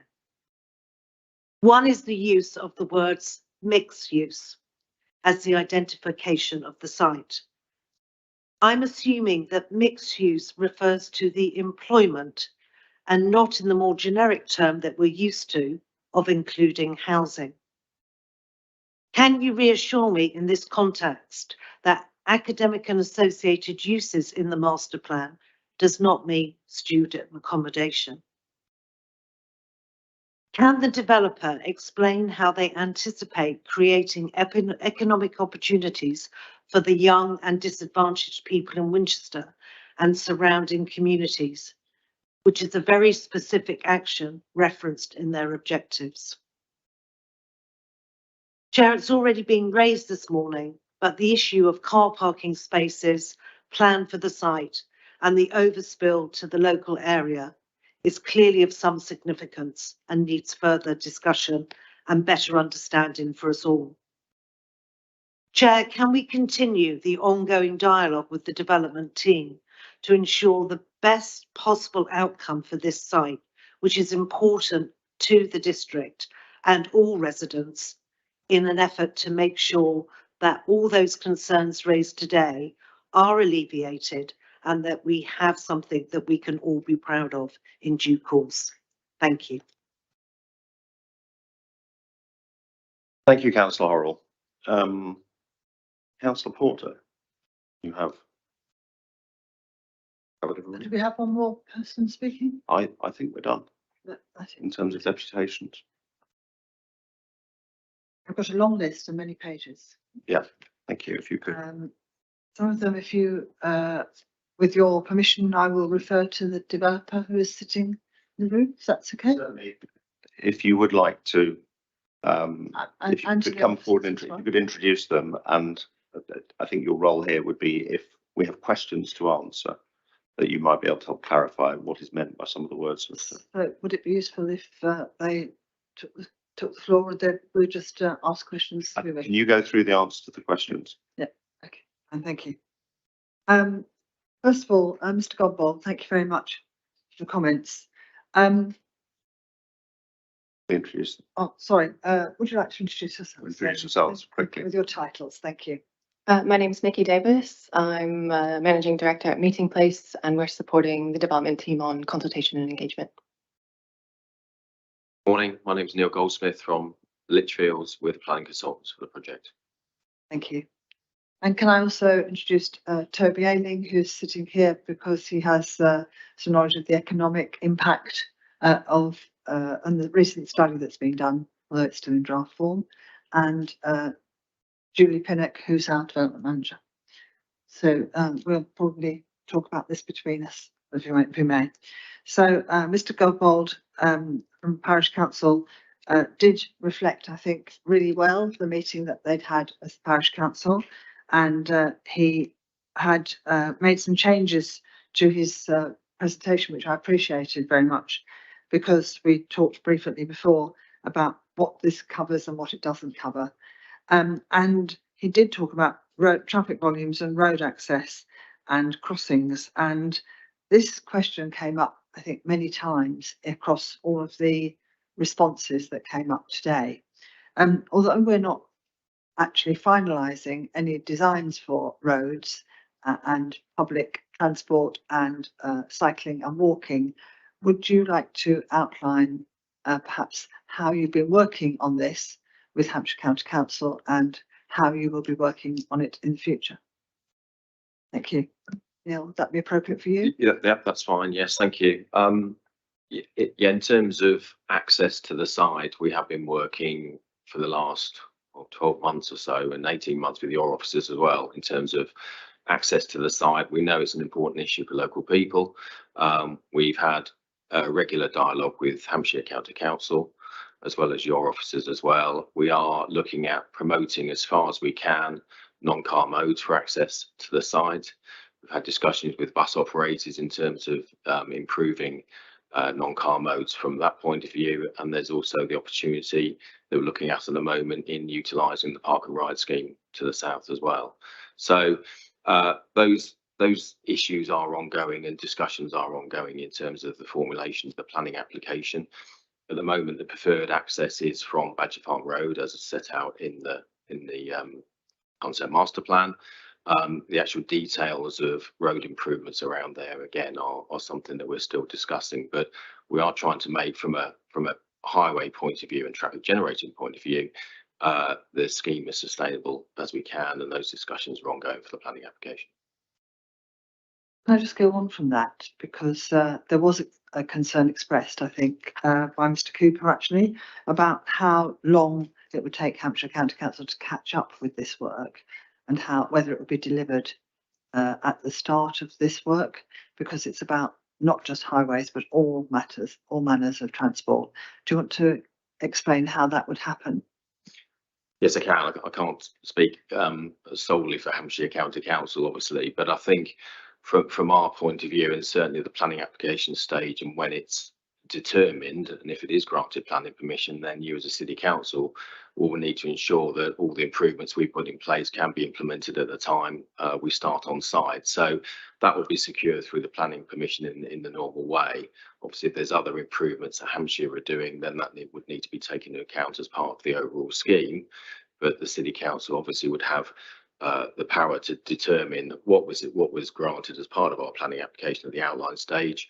I would also say, because it's outlined, we've got the reserve matters as well, so there'll be detailed plans submitted after this. So there's a way to go in terms of the final approach to it, but obviously that's within the power of the city council when the application comes towards for your planning committee, whenever that may be, later this year or early next year. Mrs. Bennett, do you want to comment on that? Yeah, thank you very much. I would just like to say a few bits. We have actively engaged as the local planning authority with Hampshire County Council as the highway authority. I think I mentioned that in my original deputation. And I've heard from some of the speakers today about concerns around that. None of those matters have been fixed yet, and I just want to reassure the public on that. They are still ongoing discussions about the access, about the quantum of parking, about the quantum of development.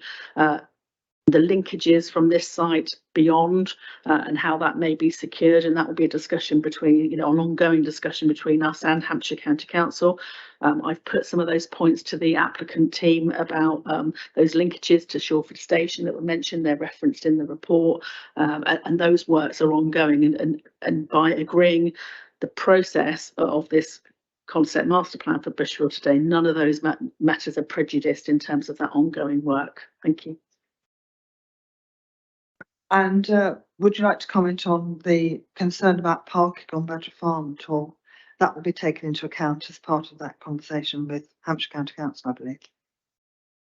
It will. It's twofold, really. I mean, the discussions that we're having with Hampshire County Council and the developer team are what is potentially the right quantum of development, the right quantum of parking, and actually we don't know what the quantum of development is proposed at this site yet. So, someone else talked about the uses, the distribution and mixes of uses will all be factors that we'll have to consider in terms of that right parking level. There's a balance, isn't there, between a sustainable development that is on the edge of Winchester and those connections, but actually, yes, not impacting on the wider community and that overspill parking. So those are matters very much still to be finalised, debated with the county and the applicant team as to what the right quantum of parking the encouraging people to come to this site by other more accessible transport modes and getting that right. And I don't think, even at the planning application stage, there will be a travel plan and other things, and those things will continue to be measured and monitored as development progresses through a series of reserve matters. So, that can be picked up as development proceeds. Thank you. And can I be assured, Neil and Nikki, that you will continue to, or that you will liaise with Badger Farm Parish Council on this matter? Yes, we've submitted dates to the clerk in which we'd like to offer a presentation with the entire technical team and invite residents as well, and we're hopeful to secure that very soon. Thank you. Going on, the submitters of the petition also made their own statements and said that there was a lack of transparency for WT3, and I just wanted to ask, I think Toby may be the one to talk about this. WT3 is very clear. I've got a copy of it here. It's the current statement for Bushfield. Do you want to talk about that? Yes, certainly, Councillor. Is it the point on the consultation that's been undertaken to date? Right. As I said, the starting point for this is the adopted plan policy from the 2013 plan, and I've read the comments in the petition. All I would say is, obviously, I've seen what's been undertaken, and we have recently gone through a local plan consultation ourselves, covering the whole of the district, obviously a wider range of matters. And my personal view is that the range of actions undertaken by the developer in bringing forward and consulting on this master plan is very much consistent with the approach that we followed in our recent local plan. It's not exactly the same. It's a different animal and it's more focused in a certain area, but in terms of engagement and accessibility to the public, it's in the same sort of realm. So that's what I would say on that point. Okay, thank you. I think as well, it was raised that there had been no specific interaction with Oliver Battery and Badger Farm Community Association, Residents Association. I'm getting signs to say that's not exactly what was understood, but have you made efforts to reach the Residents Association? Yes, Brian is chair. We've held events at every stage of the consultation at Badger Farm Community Centre and offered meetings at every turn. So yes, we're open and there and visible for engagement and open to a meeting at any stage. Thank you. I'm sorry, I have to keep going, so we can always have another conversation later. Okay. I'm going to continue, but I may come back to that point in a little while. Okay, thank you. The next one is regarding the quantum of employment. I think we've just covered that a little bit, but Julie Pennant might like to talk about the quantity of employment. Yeah, thank you, Councillor Porter. I would just like to point out both in the current policy, in policy WT3 of the adopted local plan and in the emerging local plan, it does limit the developable area to 20 hectares of this site. It doesn't put on a threshold of square meterage at this stage, because the policy is very much looking at that landscape-led approach.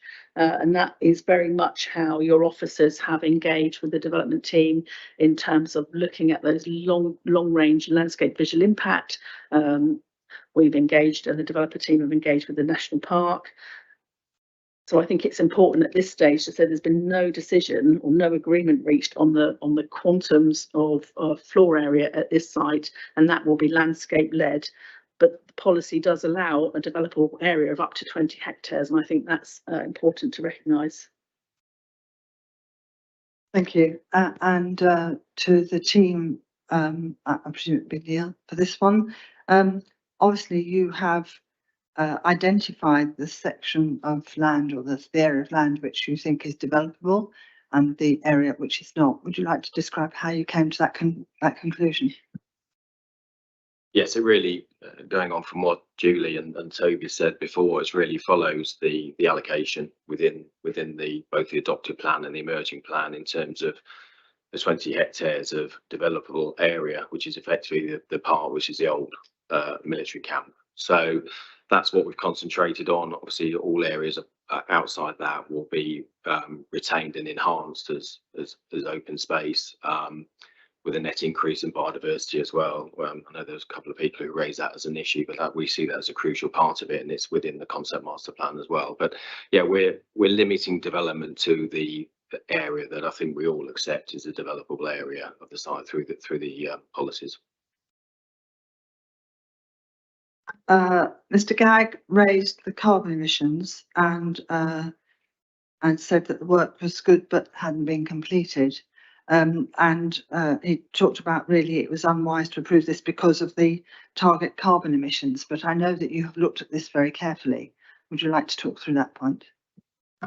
Yes, I mean, obviously it's something that's predominantly for the planning application rather than master plan, but the master plan does refer to our sustainability objectives within there, and those discussions are ongoing as part of the planning application. But we are looking at, for instance, I think it says in the concept master plan, an all electric scheme, striving for net zero carbon, reducing energy demands where we can, and both that's construction stage and operational stage as well. So I think the concept master plan rightly sets that out at a fairly high level, but the planning application will go into a lot of detail on that. And again, those are discussions we're having with the City Council planners at the moment. Which is outlined in chapter 7 of the Lichfield paper. Yes. In summary. Yes. Thank you. And Mr. Davis talked about the fact that the camp had been rewilded since the 1970s, and it was now considered greenfield rather than brownfield. I wonder if Mr. Pennant might like to describe greenfield and brownfield in the words in which it's being used, although usually we say previously developed land. Yeah, thank you. I would actually, Toby would be better placed to pick up on that point for me, but I would just like to go back to the point before where we talked about the sustainability credentials of the scheme, and your officers again on many of these issues have rightly looked to sort of highlight our requirement, the council plan, the climate emergency, both our current plan in our 2013 local plan and our emerging policy. And we do have our own sustainability consultant that we are using to help guide us and to hold to the highest bar. And this was something that also came out of the Design Southeast appraisal that we had, holding that to account. So, that was something that will come through the planning application, and there will be a huge requirement there to accord with our emerging policies. So I'm really satisfied on that, and I'll let Toby just comment on the greenfield v brownfield. Okay, thank you. Yes, the distinction between greenfield and brownfield is sometimes contested because the definition in National Planning Policy Framework talks about land that has been previously developed or has then reverted back over a period of time, so it's indistinguishable from undeveloped land. my personal view is that it's probably not quite there in returns in the facts of this case, but regardless of that, it is an allocated site with the focus of development has been discussed in the area previously occupied by the army camp. As a point of detail, one of the deputations asked whether there was a requirement for the council to undertake a review of brownfield land, and there is. So, like all planning authorities, we do have a brownfield land register. The specific requirements for that are that the land it should include land which is brownfield land, but is suitable and available for residential development of 5 dwellings or more. So we do have a register. It's not on it, but that's due to the technical requirements for inclusion on the register rather than any particular position the council has taken on that. Forgive me if that's too detailed, but I thought the point was raised, so I'd answer it. Thank you. Yes, it's the word brownfield gets used generally by the general public, but actually it's a very specific representation of land, and this is previously developed land. But nevertheless, the point's been made that the landscape should be aware of that, and I know that that was a key part of the presentations at all of the events at which I went to many of them, and it came out as a very strong story, didn't it? Do you want to talk about how you've dealt with that, having heard the comments at the various consultations? Perhaps Nikki might like to talk about that. This is about the biodiversity net gain and the additional land which is currently agricultural, and how you're tackling that. Shall I just answer that? As I touched on earlier, and again, I think it's made quite clear in the concept master plan, the proposals follow the route in the policies in terms of the non-developed area part of the site, so the 20 hectares, which in total, based on what we're looking at the moment, is probably 60 acres of land, will be actively managed. We're looking at a net gain in biodiversity of at least 10% on the site. So in overall terms, it will be an improvement, a significant improvement that will be managed over time as well. And we think that management of that land will be secured through a Section 106 agreement as part of any planning application as well. So that's a key part of our proposals, that we're developing far less than half of the site. So it's ongoing in terms of the work we're doing on the ecology surveys and things like that to know what's there and what we need to do. And again, that will be dealt with more as part of the planning application process rather than this concept master plan. But yeah, it's a key element, obviously, of the scheme. Thank you. I noticed the comments that some people commented about being fully publicly accessible. We have many places where we don't allow public at the moment because we want to protect the wildlife.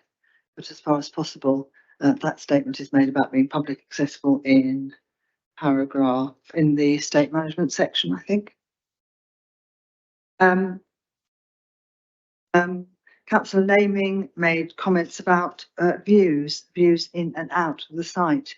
Would you like to comment on that, Mrs. Pinnock? Yeah, thank you, Councillor Porter. As part of the planning submission, there will be a very detailed landscape visual impact appraisal, and that has been taken from numerous points, and your officer team, from our landscape team, both from the South Downs National Park and from the Design South East panel, have looked at where those viewpoints should be, and they are numerous, I would say, as well, and they are done in accordance with the technical standard and specification, and they can be considered as accurate, and our landscape team would be holding that to account.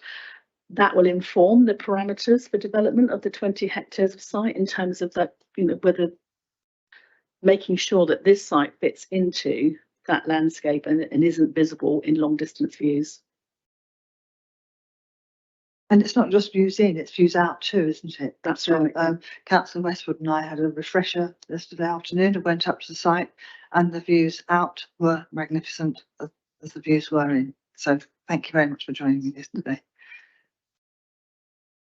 Councillor Wallace talked about concept and commented that the development specification will accompany the outline planning permission, and was keen to include additional design principles. And of course, the comment you made earlier is that this is the minimum that we should have. And I do believe that all of the design principles that you talked about, actually, which was low carbon design, water the way in which water is handled on the site, nature-based solutions and local suppliers are certainly raised in your concept master plan. Would you like to comment on that? Yes, that's correct. I mean, there's only so much detail, obviously, you can put in a concept master plan, but and again, that will be detail that will be developed through discussions with planning officers over the next few months before the application is submitted. But yeah, it's key that those sort of principles are established in the concept master plan. But what you don't want in the concept master plan is too much detail on that. That needs to go through the discussions that we're having at the moment. That's what I think. What's in there at the moment in terms of the principles is appropriate for this level. I mean, the other thing I would say, I think Councillor Wallace talked about the development specification. That's something that we put forward in the technical document, and that is a key element of any outline application on here, because any reserve matters would then need to be in accord with those development principles. And again, that's something that we'll be discussing with officers as we move forward. And I know we've held you to high account in terms of carbon up for the buildings. Yeah, yes, that's right. Yeah. Councillor Horrell, thank you for your support about the principle, and we talked about the planning performance agreement, and that allows us to have constructive conversations throughout the whole process, and that's really helpful. I appreciate that, and I'm pleased to say it will hopefully mean that we iron out many of those things as we go along at reasonable speed. But you did ask about the description of uses on the site, and we have had several conversations about this, and you also asked about the objectives meeting the needs of our more vulnerable communities that live nearby. We talked earlier about the fact that we are hoping that, well, I certainly would like to see, and I know that you would like to see too, that there is a variety of work on this site that covers the needs of all of our communities. I wonder if you'd like to make any comment on that, Neil or Nikki. Yeah, so we've launched a social value program, which is unique in this context. It's a commitment from L&G across other developments, and they've sought to roll it out in Winchester as well. And that seeks to create meaningful partnerships with organisations across the city that will allow us to have a meaningful impact on the vulnerable and the young through both employment opportunities, but also through the management of the open space, their sports provision, community facilities, etc., included on the site. And that will be a continuous process of engagement from now through the lifetime of the asset. That's the only way it will work, is if that engagement is ongoing and meaningful from the start, as we've tried to do, and through the management of the site as it's built as well. Of course, employment in itself is a great leveller as well. So thank you. Is there anything else that the officers would like to comment on at this point? I think, Councillor Porter, just to reiterate, I think it goes back to the point that Councillor Horrell was raising, that the emerging policy WT5 talks about this site as being suitable for a mixed use, that it goes on to say high quality, flexible business and employment space, and innovation, education hub and creative industry. So that's what the emerging policy talks about. The current policy is employment only. It will be up to the applicant to come forward with their disposition and quantums of uses with the planning application, and then that will be tested through the planning process. Thank you. Okay, thank you. I hope we've addressed Leader. I think so, but what I'm proposing we do next is this may take a while, I'll warn you all, but we are going to go through this document in quite some detail. We'll go through the recommendation, and then we will go through the two appendices on a page-by-page basis, see if there are any questions or clarifications that we have as we go through, because I want to make sure that we do a particularly thorough job here and pick up all the points that have been raised. So if I go back to the original recommendation, what I won't cover is well, we can quickly touch on the first 2 pages, but I suspect we'll get into the meat of the report rather than getting stuck on that. Come back to those last. So the first one relates to the council plan outcome. I had a question about 1.3, which which is encouraging because it implies the developer is going to meet emerging policies relating to carbon CN1 and CN3. What is the status of emerging policy in terms of our carbon standards? We've declared a climate emergency. Obviously, the in-place local plan is the 2013-2017 local plan for 2013 for part 1, and I think it was 2017 for part 2. And then we have the Reg 18, but this suggests that the developer will be mindful of the emerging plan policy. Is that how things work, just for clarity? Yeah, thank you, Leader. That's certainly the direction that we've been given to the applicant team in terms of, I mean, what. Oh, sorry. Yeah. What you have in front of you is, in this concept master plan, is looking towards the flexibility to move towards the Reg 18 broadening of the use, which is that academia. In terms of that, I've certainly been saying to the developer, well, if you want to broaden to the new emerging policy on that, you need to then have regard to all the policies in the emerging local plan and hold to account to that, to those carbon neutrality policies. So that's your officer's approach to this, Leader. Very cunning. I like that. So in other words, if they're going to break out of one element of the 2013 local plan in terms of employment use, the way the employment use is defined, then they need to go with the whole of the rest of the local plan. That's helpful clarification. On 1.5, homes for all, I suppose there is a point here in terms of usage, which neither the old local plan nor the new local plan allows for housing or accommodation, and we're not, as a cabinet, able to override that unilaterally in the master planning process. So just to reconfirm, we're not agreeing to housing today. Leader, as part of this concept master plan, you're not agreeing to any housing or any disposition of uses. Actually, you're agreeing the process, and that this will be one of many material planning considerations that your officers and indeed planning committee will take into account when they reach their final decision. I suppose it's worth adding that if the applicant comes forward in their outline planning application with a proposal for some form of accommodation, we'll have to test that then through the planning application process. But you're certainly not today looking to agree any disposition of uses, including residential.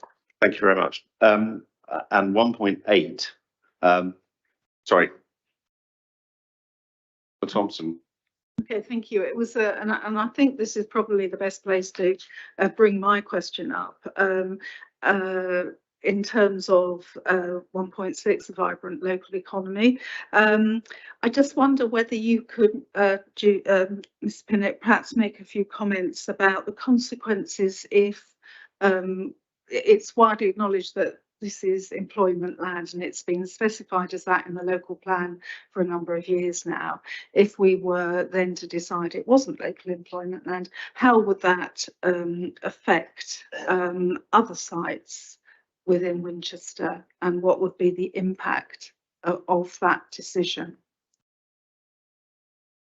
I think it's a two-stage answer. One is whatever decision we as a council make going forward in terms of our Reg 18 plan and what we need in terms of employment use, and whether that's this site or another site, is something that's ongoing work. Toby could probably say a little bit more about that for a bit more technical detail. But don't forget, you've got a current local plan, which is an adopted local plan, which allocates this site for employment. So whatever you do going forward, in this scenario, this developer, this landowner has fallback because they have an allocation in the current local plan, and until our emerging local plan carries some weight in decision making, which won't be till we get to sort of Reg 19 really, there's a fallback for employment anyway in this scenario. I was going to ask this question later on, but I'm now going to get really detailed on the local plan. We do have the WT3 policy. But I think it's important that it's seen in the context of, and I was on the council at the time we discussed this local plan, so I can ball for England on the subject. CP8. So CP8 is the policy that says Winchester must deliver an allocation of 20 hectares of employment land. And that is in the local plan. So we have to deliver 20 hectares. And I suppose if this was not the space, then we have to find another 20 hectares of unallocated land. And my understanding is Reg 18 also allocates 20 hectares independent of this site. It then goes on to say our assessment is this is the best site, but the 20 hectares is in both the binding 2013 local plan part 1 and in the emerging local plan. And I don't know if there's any research that says the 20 hectares is going to go away. Does it work the same way as housing? As if we can't provide 5-year land supply, for example, demonstrate 5-year land supply, at that point it's mayhem.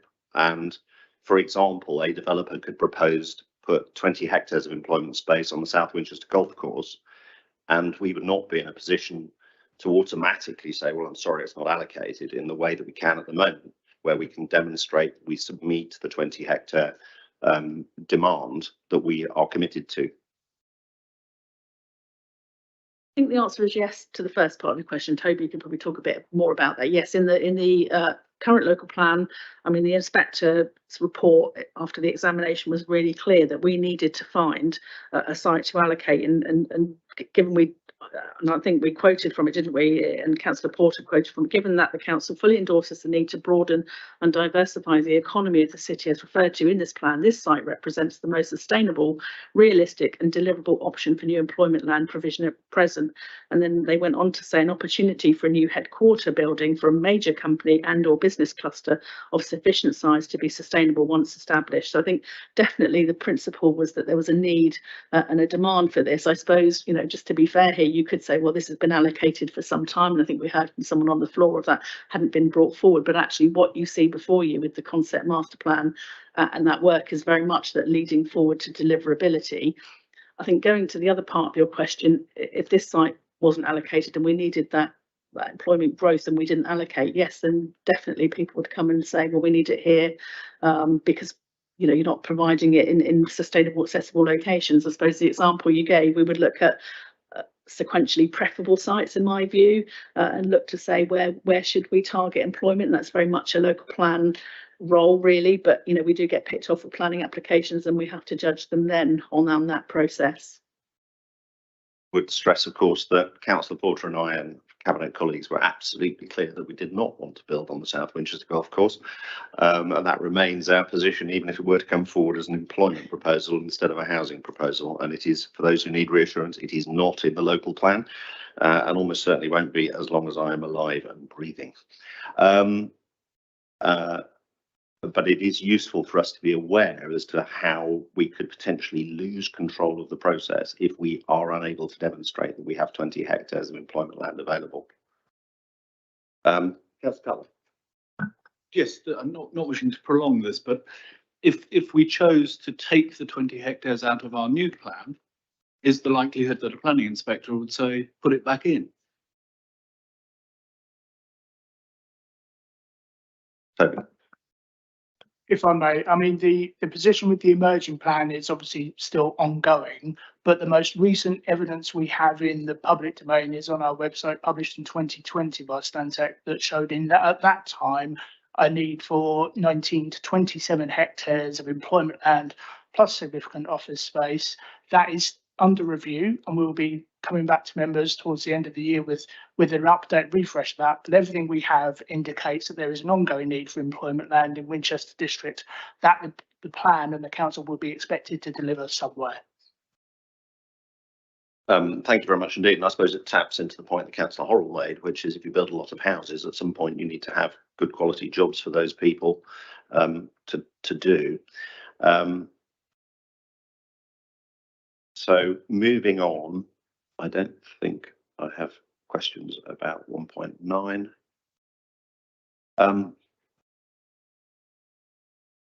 1.12, there was a point that Mr. Gagg made about whether we had followed the process that we agreed earlier in the meeting, which of course didn't come completely, didn't appear a week ago, in terms of the process that we're now following to discuss the master plan, and did we test what we are reviewing today versus what was then a policy and development?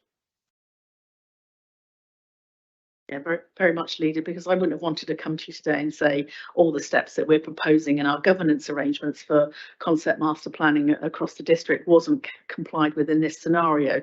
you're right, it wasn't there at the beginning, but we had a willing, I'm going to say, development team that took the baton with that engagement and reached out to those communities. I know we've heard from some today about more to be done, and I think everyone's heard that going forward. But yeah, I'm confident and satisfied that the process that was undertaken was in general conformity with the governance arrangements that you've just agreed today. Thank you. Are there any more questions on this page? So we have your services, your voice, which is what I just 1.12. Section 2 on financial implication refers to the PPA, which section 3, there's nothing particularly. Let's talk about consultation and communication, which is section 6. Now, there's quite a lot of detailed information here, and there's also appendix 3, although we're not doing anything with appendix 3 in this meeting. We're not noting it, agreeing it. It is just something designed to help us understand what decisions are happening in process. This is there is this question. I suppose this is a question to the developer. I can understand that possibly there's been some confusion between the Badger Farm Community Association, which runs the Hall, the Badger Farm Parish Council, the Olivers Battery Parish Council, and then there is a fourth institution, if I understand, well, it's probably more than that, but if I understand, the Badger Farm and Olivers Battery Residents Association is a separate organisation. And if, would you be able to confirm that you will also engage with that organisation in terms of the further development work that needs to happen between now and any outline planning application? We will continue to engage and make that specific point a priority of our engagement going forward, yes. Thank you. So I'm now looking at section 6, section 7, the all member briefing, section 8, the local member briefing, which I think is helpful because it highlighted some of the issues that have come up in this meeting.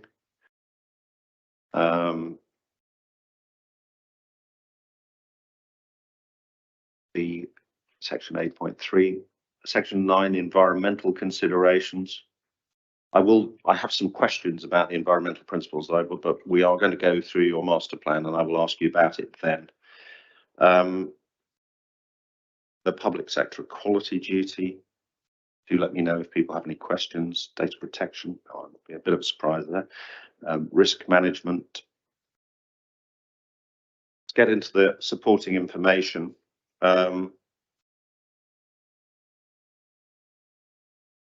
So for those into local history, I believe Bushfield Camp opened in 1939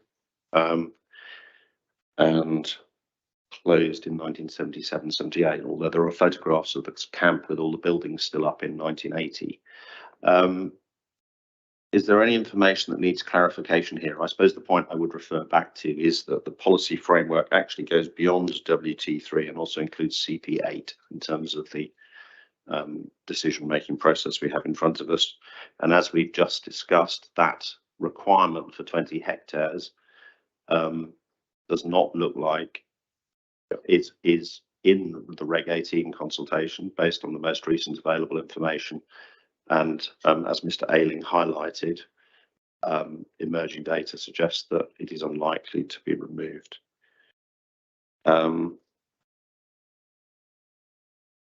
So any questions about the supporting information? I think we may have reached the stage of needing to get. Can I just add one thing, Leader, that this is a master plan that's come forward now, and this is the one we're considering. But there were attempts at planning on this site by other developers and in the past, and that stopped, and the public saw that start and stop. So actually, I think it's good news that the developer that's currently developing it has made every effort to have those conversations and consultations and not just one set, but to keep going reiteratively. And I do think that the comments, although they may not be necessarily agreed with by all of the community, having been to many of the events, did show that there was a willingness to listen. It may not, other people may feel that there is still more to do. And I think that the developers have expressed that, but this has been a development process on this site with different developers commissioned by the church commissioners over time. And we are where we are now with the developers we have, and they've made every effort to engage with the public on this. Thank you, Councillor Porter, yes, for raising that. I'd now like to go through Appendix 1, and I will go through page by page. Obviously, where it's just a big picture, I'm not going to comment in very great detail. So, more on the contents pages. Just I'm going to move to. I'm on a different numbering system to the rest of you. So when I talk about pages, I'm now going to refer to the pages in the ModGov document pack, so everybody's clear about where we stand. So the first page with substantive, so page 45, which is the contents page, I don't think there's anything to argue about there. Page 46 shows the process and the timeline from here on in and the meetings that have been held, with a submitting of the outline application in September 2023. I don't think there's any questions on that. 48 lays out the vision. Any questions or comments on that? 49 highlights the objectives. Regenerative design, a better quality of life, a place for learning, inclusive, inviting for all. Make walking and cycling safe and easy. Vibrant green spaces. Capture the essential qualities of Winchester and the surrounding landscapes. Sustainable economic opportunities, employment opportunities, new hotel, conference and event spaces, regenerative ecosystem development, enhanced ecosystems and materials.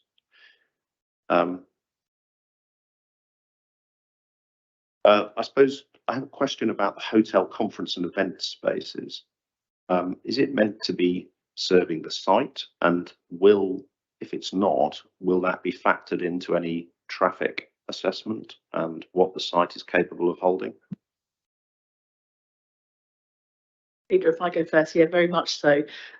The policy doesn't make reference to a hotel use, so I think that's the starting point here. These are badged as ancillary uses to support the wider site. So when we have an outline planning application, we'll be looking very much at the floor spaces of these, how they would be used, and they will definitely be taken into account in the traffic modelling that goes forward. And I'm happy to hand over to the developer team to kind of go on from that.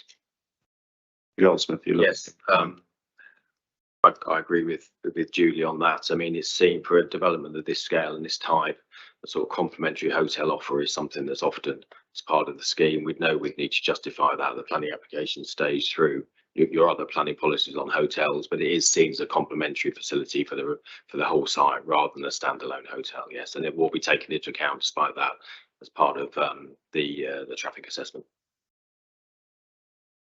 Thank you. Any other questions or comments? Councillor Westwood. Thank you, Leader. A similar question, actually, in terms of a better quality of life, make reference to spaces for play and sport. I'm just interested in whether how that would be used, how you see that being used on site. In terms of the better play of the spaces for play and sport,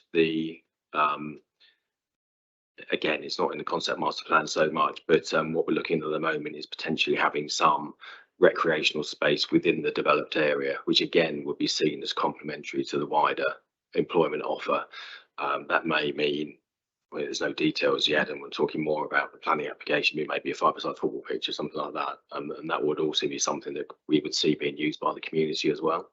But it's that sort of thing, but again, it's complementary. It's not a huge part of it, but it's something that is part of the overall offer of the site.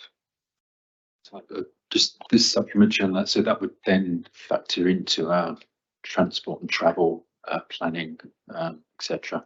If it's used by people off site. Yes, it would all be taken into account. Yes.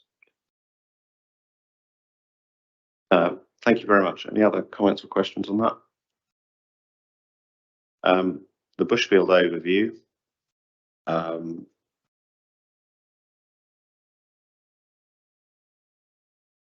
Not sure that's particularly material in defining what happens next, but the next one is 1.3, the sustainability objectives.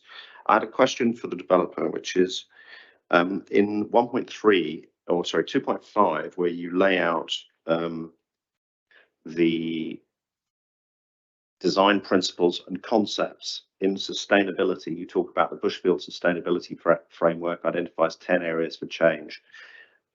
Is on the sustainability objectives and the Bushfield Sustainability Framework broadly the same thing?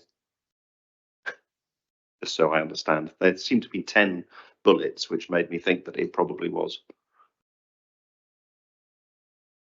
Yes, that's right. It's the principles that we're working to and set out in here that will be developed further within the planning application. And coming back to the point that I think was raised earlier by Councillor Wallace, so this is where we find comments such as delivering an all-electric approach by maximising the deployment of on-site renewables and low-carbon technologies, and achieving net zero in operation and construction. That's correct. Okay. And obviously we talked earlier about the fact that it would be bound by CM1 and CM3, presumably quite a few others, in our overall policy. So colleagues, do you have any questions about these sustainability principles?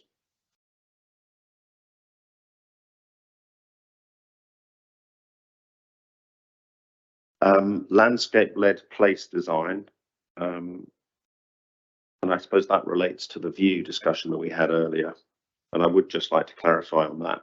Again, we're not making a final decision today in terms of whether any development comes forward meets we're now saying that we're happy with the views, because presumably the views from the agreed viewpoints, plus I've heard that there may be also looking at nighttime views, are factors that will be discussed at a later date. Yeah, very much so. Thank you, Leader. Yes, the landscape visual impact appraisal, as I noted, sets out those I was going to say key, but there are numerous viewpoints to this site, and then the modelling in terms of how any development would sit into this site in terms of building heights will be tested against those numerous viewpoints. And in our discussions with the South Downs National Park, a number of other viewpoints were identified as well, and they've been tested, I should say, through the appraisal process, and some viewpoints for nighttime in terms of what impact any development here would have in terms of mostly lighting in the dark in the evenings outside. And I think we heard from one of the speakers, didn't we, about some of the pedestrian and cycle routes through the site, and we're very much talking with Hampshire County Council about how to ensure that they're accessible and usable at night time, what sort of lighting may be suitable that minimises that wider impact. And there are some new technology emerging that Hampshire, I think, are exploring that may be acceptable to them. So that there's a lot of that work still ongoing, and nothing's been finalised on that. Okay, and I suppose that actually ties into another question that was raised by Councillor Wallace, which related to off-site improvements. So I think when we get to movement later in this document, we're mainly looking at pictures that show connection to the wider area. But presumably, if it was deemed necessary in order for the site to work effectively, the normal Section 106 agreement or 278, I'm not sure which one it is, would remain in place, and it would be possible to condition the development to say, well, as part of this, you are actually going to have to, let's say, fix the cycle route all the way to Shawford. So is that still an open area for discussion at a future point? Yes, Leader, it certainly is. I think you'll know, and some of the members around the table know, that the National Planning Policy Framework and Guidance does set out that there are 6 tests that you need to be able to meet to require some form of mitigation or development off-site. So we would need to make sure that the tests are reasonably necessary for the development to go ahead, proportionate, practical, required, etc. And that would be the same for whether it was a planning condition, a Section 106 agreement, or indeed some off-site Section 278 works or improvements to cycleways. But I think where we can demonstrate that this development has an impact on those, and then there's needs a connection or an improvement, then yes, certainly you can require those off-site works to otherwise make this development acceptable. Thank you very much. Moving on. Oh, what have I done now? Seem to have lost. Never got to. Yeah, so context page.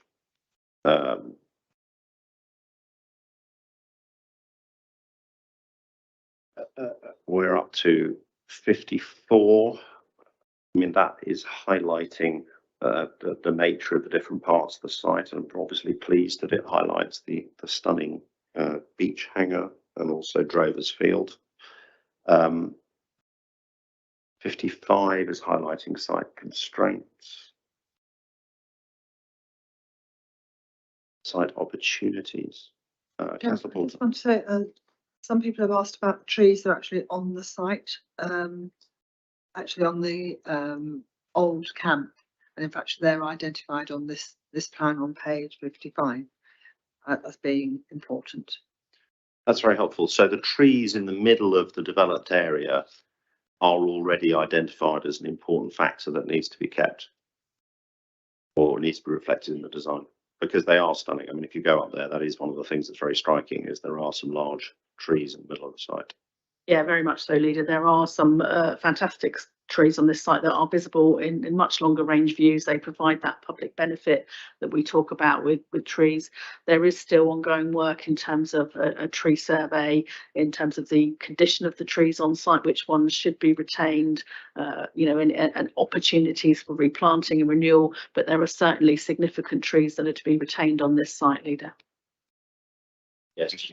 Sorry, just to add to that, the beach hangar will obviously be protected and retained as part of the scheme. The tree survey, what we're trying to do is retain as many, if not all, of the high quality trees on the site as well. So there are some poor quality trees, which may need to go as part of development, but certainly the high quality ones we are seeking to retain. So we're talking about the high quality trees on the brownfield site, shall we say, the former campsite, as well as the rest of the site. Yeah, overall, yeah. Thank you. Site opportunities, page 56. 57. Lot of blobs.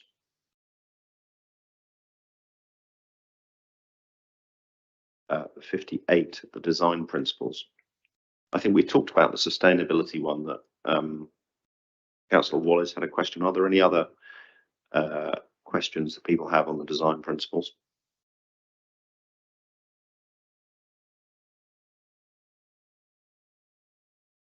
And now into the master plan itself, page 59, page 60, we're into nice pictures. Right, page 61, 3.1, the master plan overview. I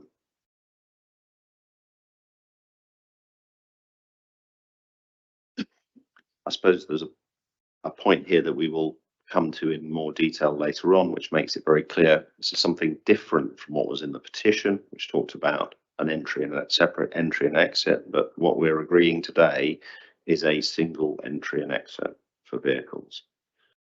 I mean, we can maybe catch on that. There's a later. Leader, if I can just say, we're looking at endorsing an illustrative concept master plan until we get to the planning application stage and Hampshire Highways approve any access arrangements here. We're not actually, you know, granting any permissions here, but it's illustrative and indicative of where, based on the work that's been done today, that the modelling has shown that this is the best location for an access with a crossing point here. But still, I know, useful reminder that the decision making will be made at the planning committee, and this is not something that Cabinet is involved in. So That's it's quite right. deliberately a separate. This is more of a policy clarification rather than having any. Rather be the planning decision, which will be taken by a different group of councillors at a different meeting. That's right. If I could just say, because Hampshire County Council are the highway authority, they are the statutory consultee. So, you know, we'll rely on their response when we have our planning Right. application. So we're not at the stage of, although whatever informal conversations may have taken on, we haven't actually kind of had the rubber hit the road of, here is the design in the outline planning application. Hampshire, you now have to tell us whether you support it or not. We're not at that stage yet. Okay, that's helpful. Thank We're you. not at that final stage. No, I mean, obviously the county council have been involved and engaged in this process, and I can't speak for them, but I think this proposed location is coming out as the preferred and optimum location for a variety of reasons, but we're not making that decision today. Thank you. Page 62, illustrative land use. What does the word illustrative mean here?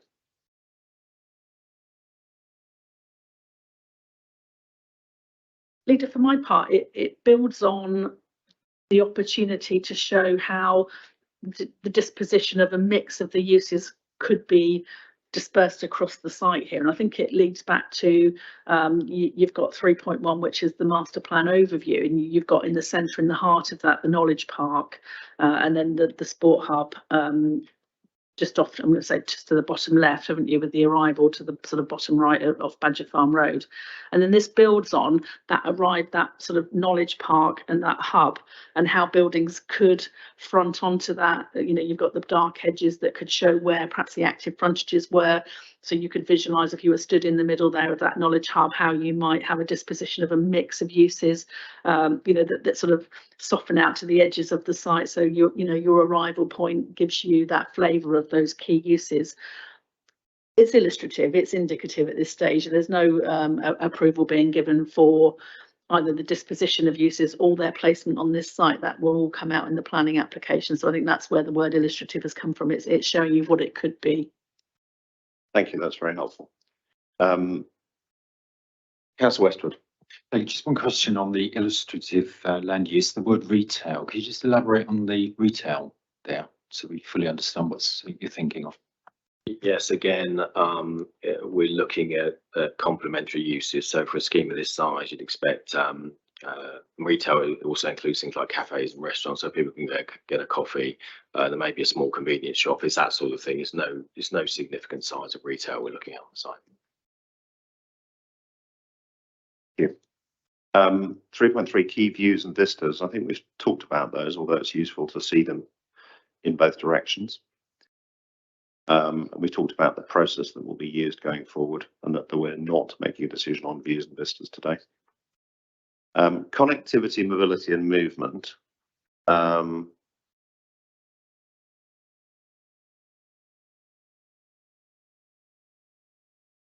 think this is, this is fairly self-explanatory. Any questions on it? Again, showing the single point of entry and exit, which is else to look Can I at. just say, we had a pre-meeting before this paper was compiled with Councillor Warwick, who's the county councillor for this area too.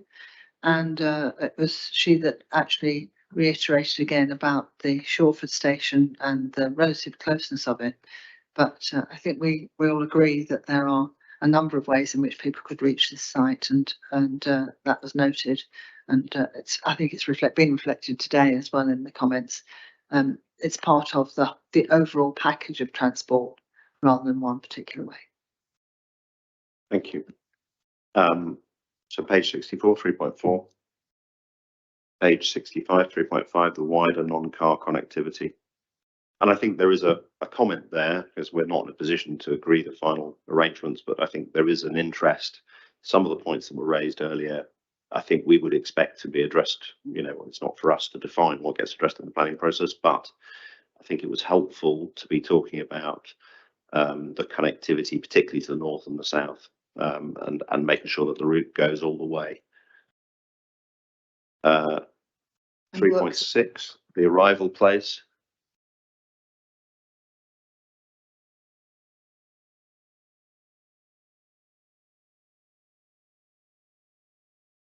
Uh, 3.7, the green infrastructure recreational links. Public realm. Arrival gardens, knowledge park, woodland, edge and meadows, sports and community thing. The Eastern Meadows, and the beach hangar and Drovers Field. They're very important in the biodiversity. So how protected will the Drovers Field be? How protected will the beach hangar be? And what exactly are the plans for the Eastern Meadows, which is designed to ensure biodiversity net gain overall? Is that correct? Yes, that is correct. I mean, the idea of the Eastern Meadows, as it says there, it's creating a new area, calcareous grassland on that site. And that, again, it's only in concept form here, but that will be secured as part of the planning application. It's all part of the biodiversity net gain calculations as well. So that will be protected from development. Effectively, there will be recreational space, new habitat, new ecosystems that will be developed as part of the application. So, and I think this is helpful because, again, it perhaps most clearly indicates which bit of the site, which 20 hectares this outline master plan allocates for, would say was most appropriate for construction. And I've not heard anybody say it should be a different 20 hectares anywhere within the site. No, indeed, Leader. I think, it's pretty clear which is the previously developed part of this site, and that's come through the sort of this sort of high level concept master planning work. What I would add is that very much at the planning application stage, we'll be looking at the deliverability, the phasing, the implementation. So as we make sure that this work is done at the right stage in conjunction with the built form that's proposed as part of the outline application. Thank you. Moving on, 3.9, blue infrastructure and SUDS.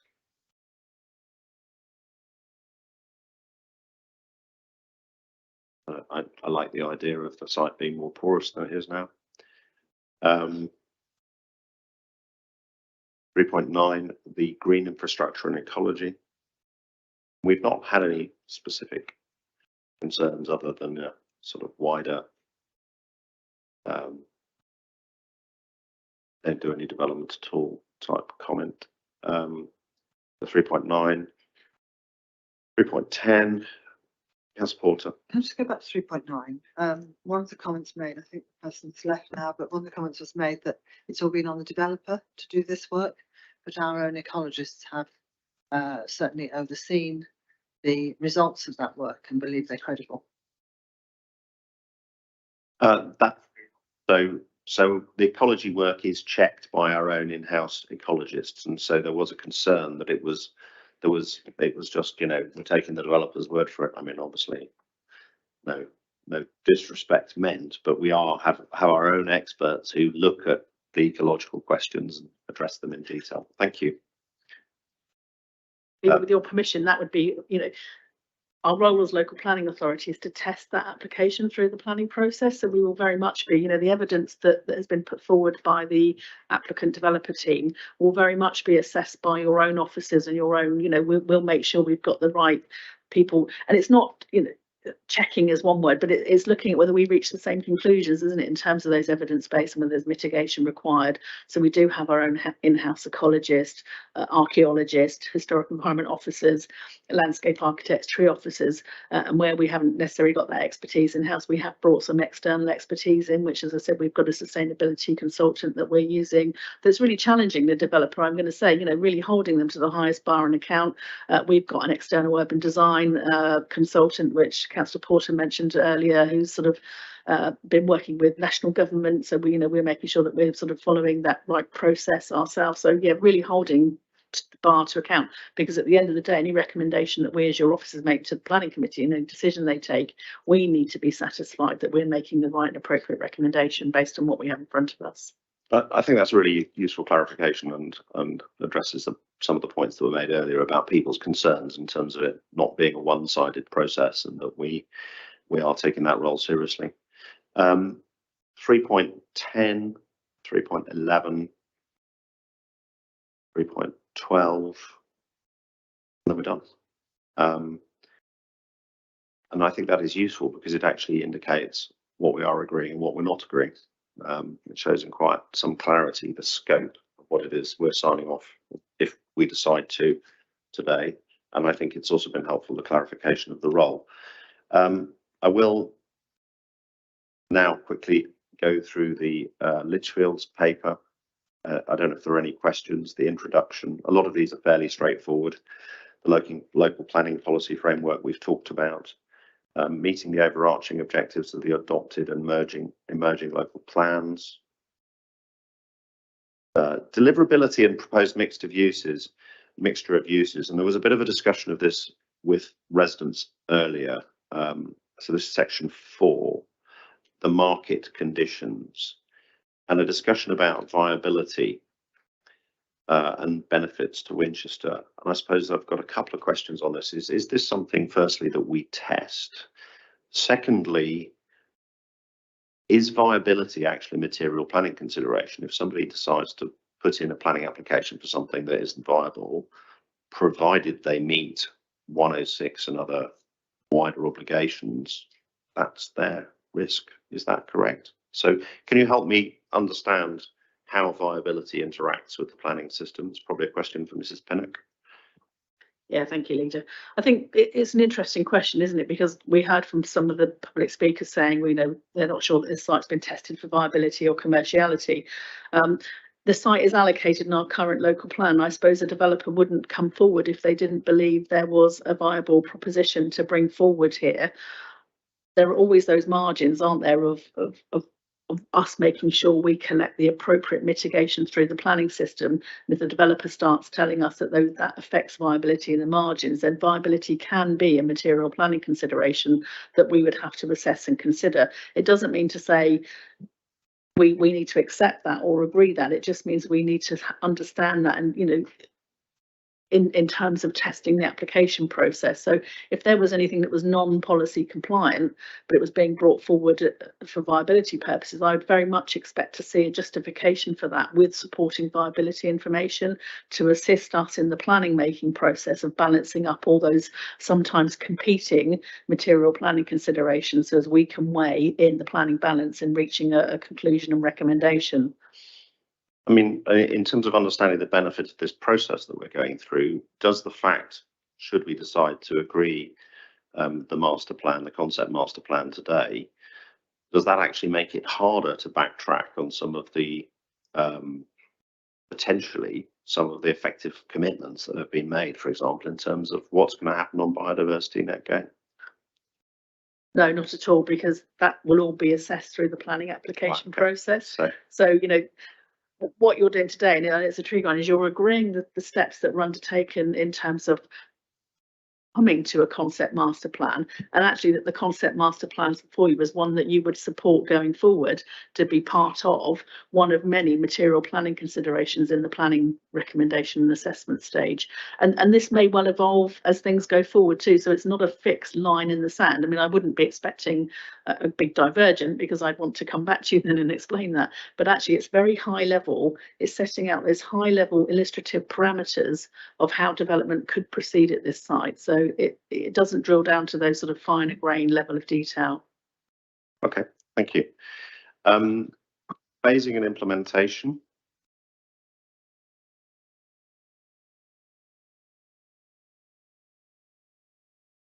I think because we're looking at comments that relate to what might happen at the planning stage, and I hope we've been capturing some of those as we go through. One of the lessons from other developments is that at an early phase, wider connectivity needs to be in place and working. So if we think about that at the planning process, that would be certainly a thing that would be worth considering, I think. And I'm sure Leader, the development team won't mind me saying I've been holding them to account on that very much, and saying, you know, I want to understand the phasing scheme, what would be delivered in sort of phase 1, if you like, and what they've called it here in terms of some development, and very much what does the infrastructure look like that supports that? How do you then make sure that in phase 2, as you go forward, that you're not, you know, asking people to navigate through a building site, but very much, you know, how you carve the site up. And I, you know, it might be that you want to hear from Neil again from Lichfield on that phasing strategy, because it's something very much that I've raised as something I want to be entirely satisfied with at the application stage. I'd be looking to secure that either through a planning condition or some form of legal agreement in terms of the strategy moving forward about how this site is delivered. Feels like a good idea to ask Mr. Goldsmith for his views, his response to that particular question. Yes, it is an important element, more of the planning application. This sets out a very broad approach to phasing it effectively, but we need to come up with, and we're actually about that stage now, discussing that with Julian and her team about phasing. Because the other point about phasing, it needs to be tested in phases as part of the environmental impact assessment that's submitted with the planning application as well. So over a period of time. So it's that gives a broad approach at this stage. A more detailed approach will work through, and then that will be detailed within the planning application. Thank you very much indeed. Page 87, 88. State management and stewardship. That was a question that was an area of interest. I don't know if people have any questions.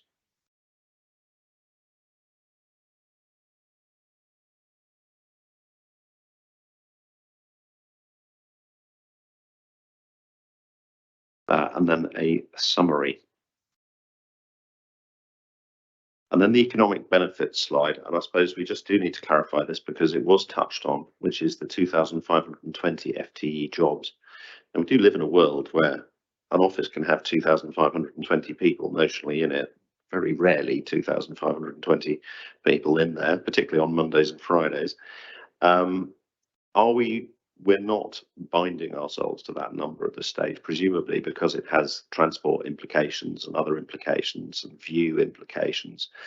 Those other figures, those other things will need to be taken into account. Yeah, very much, Leader. I think this slide sort of arrived on the back of a question from some of our cabinet members actually about what were the benefits to Winchester as a result of this development. So not the inward looking, you know, the development opportunities and benefits to the development team, but actually the wider Winchester. So it was kind of an aide memoir really, as to say what the opportunities may well be, both sort of on site and off. But we're not, you know, you're not agreeing to 2,520 fixed employment people at this site. You know, no planning permission would look to that anyway. It would normally be based on a square meterage, and you may find at the planning application stage we may look to sort of make sure that the quantums of development in terms of the disposition, and we looked at that in the illustrative layout slide, is what we might say the maximums and minimums of certain different uses on this site, so as we make sure they are complementary and ancillary to the primary use as an employment site here with the linked academia. Good, that's very helpful. Good. And yeah, we should never underestimate the importance of having a thriving and local economy. Councillor Porter. I was also going to say that at many meetings, including the meeting with WINAC, the social value of the site was also a key part of the conversation. And that isn't put down here, but it certainly could have an equal infographic. I think that's a very good idea. I think a social value infographic sounds like a mighty fine idea. I see some nodding going on from Mr. Goldsmith over there, so I'm assuming that may well happen. Okay. And now leaping back to, I think we're on page 31 now, which is the summary of the report.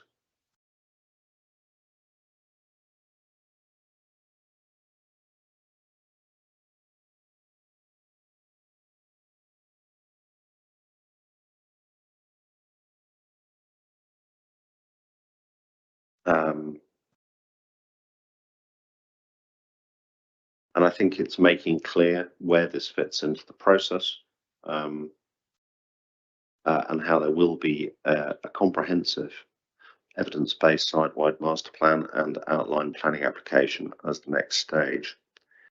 It talks about the process that has gone through, and then it brings us to the recommendations. Well, before we move to the recommendations, are there any other questions or debate?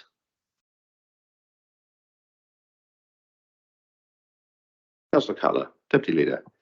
Yeah, I suppose it's a fascinating process to have discussed the concept master plan governance first, and then to go straight into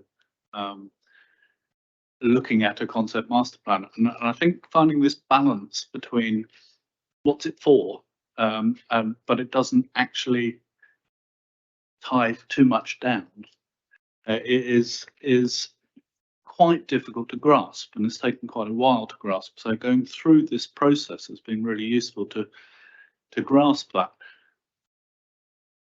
I suppose I'm not, and until it gets to the planning stage, I still not entirely clear.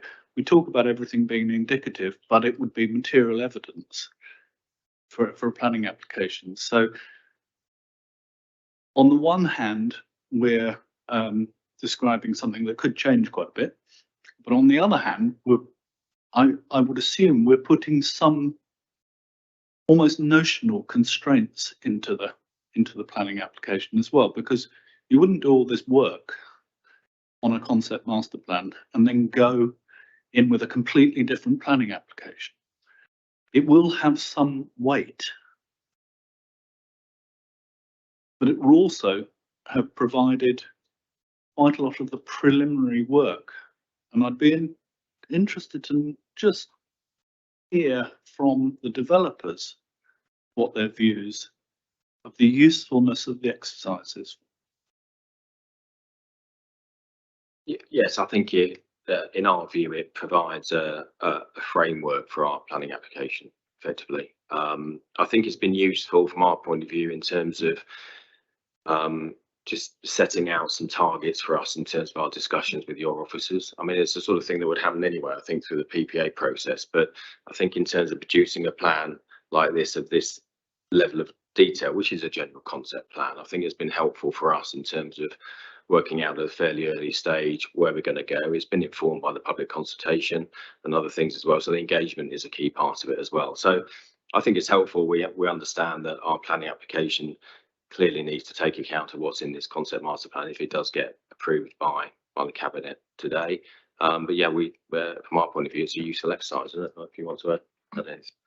I think the important piece is setting out the vision and the principles, because quite often in engagement, other developers across many places jump straight into more detail, and you miss that stage of testing vision principles with the public and key stakeholders. So the master plan process really enshrines that and makes that a key part of your process, meaning everyone has to follow suit. Leader, if I could say, it offers that opportunity for that transparency, isn't it, that we talked about in the governance framework that you just approved in the paper before this one. In fact, it's very much more open and transparent. Often, you know, your officers at a pre-app are having these conversations on your behalf, but we're not bringing them to the wider forum in this way. And I think this enables that discussion, that transparency. Yes, there may be some changes, but actually, if that's evidence-based as to tracking why, you know, whatever we endorse today is slightly different, you know, if that evidence base shows that journey. And I think it gives some certainty around what are the site opportunities and constraints, because at a high level concept master planning stage, you're very much at that high level. What's the vision, as Nikki said, what are your objectives? We've got an allocation, so we know what the overriding sort of end result may look like in terms of its use, but actually, how does it look on this site? And I think this brings you on that journey. Thank you very much. Any other debate or comment from Cabinet members? Councillor Porter, would you like to make a few summary comments? Thank you. And actually, I was going to bring up the same point in a way. Many people and many organisations would like to be involved in the pre-application conversations, and this has given an opportunity for people to do so. I just want to say thank you to the team and the extensive work and support they've given us in our challenge back to them about master planning. I think it's not been something that has been something we've done before, and it's very useful to do this now for one and going forward for others. So thank you very much indeed. I just think that I agree with Ms Davis that it's about the vision and principles by which we're governing this process. and also about how well it fits with our policies. And we do believe that it fits with our policies and our aspirations for the emerging local plan as well. So I just think I'll stop there, but I think we do think it's, well, I'm certain that it's the right thing for Bushfield Camp. I think we've met people on the site who think that employment there would be a good thing, and that currently the number of people that use it, because they can, could be multiplied many times, because we could give better disabled access, better use for other people that perhaps have never even known that that piece of land was there. I think it's a very exciting possibility for people in Winchester to share that beautiful piece of countryside too, as well as the employment. Thank you, Councillor Porter. Yeah, and I'd agree. This is a new process. I think people, you know, partly because it is new, it's understandable why people are sort of seeing as if it was an outline planning application or something similar, and it's not. What has happened today is that something that used to happen in private and in secret is happening in public. And on some levels, that is more painful and more uncomfortable. But the truth is, but I actually believe that that decision to make this decision point more public, more involving, will produce better results. And it gives the public an earlier chance to have their say. Because we all know that by the time you get to a planning application, an outline planning application, you're in the world of binary choices. It's like, do we agree this? Do we not agree this? And what we have firstly seen in the process that's happened so far, as specified and agreed earlier in the meeting, but also during the course of this meeting, is a range of points, which I hope the developer has heard. We will make the video available to you so you can hear them all again.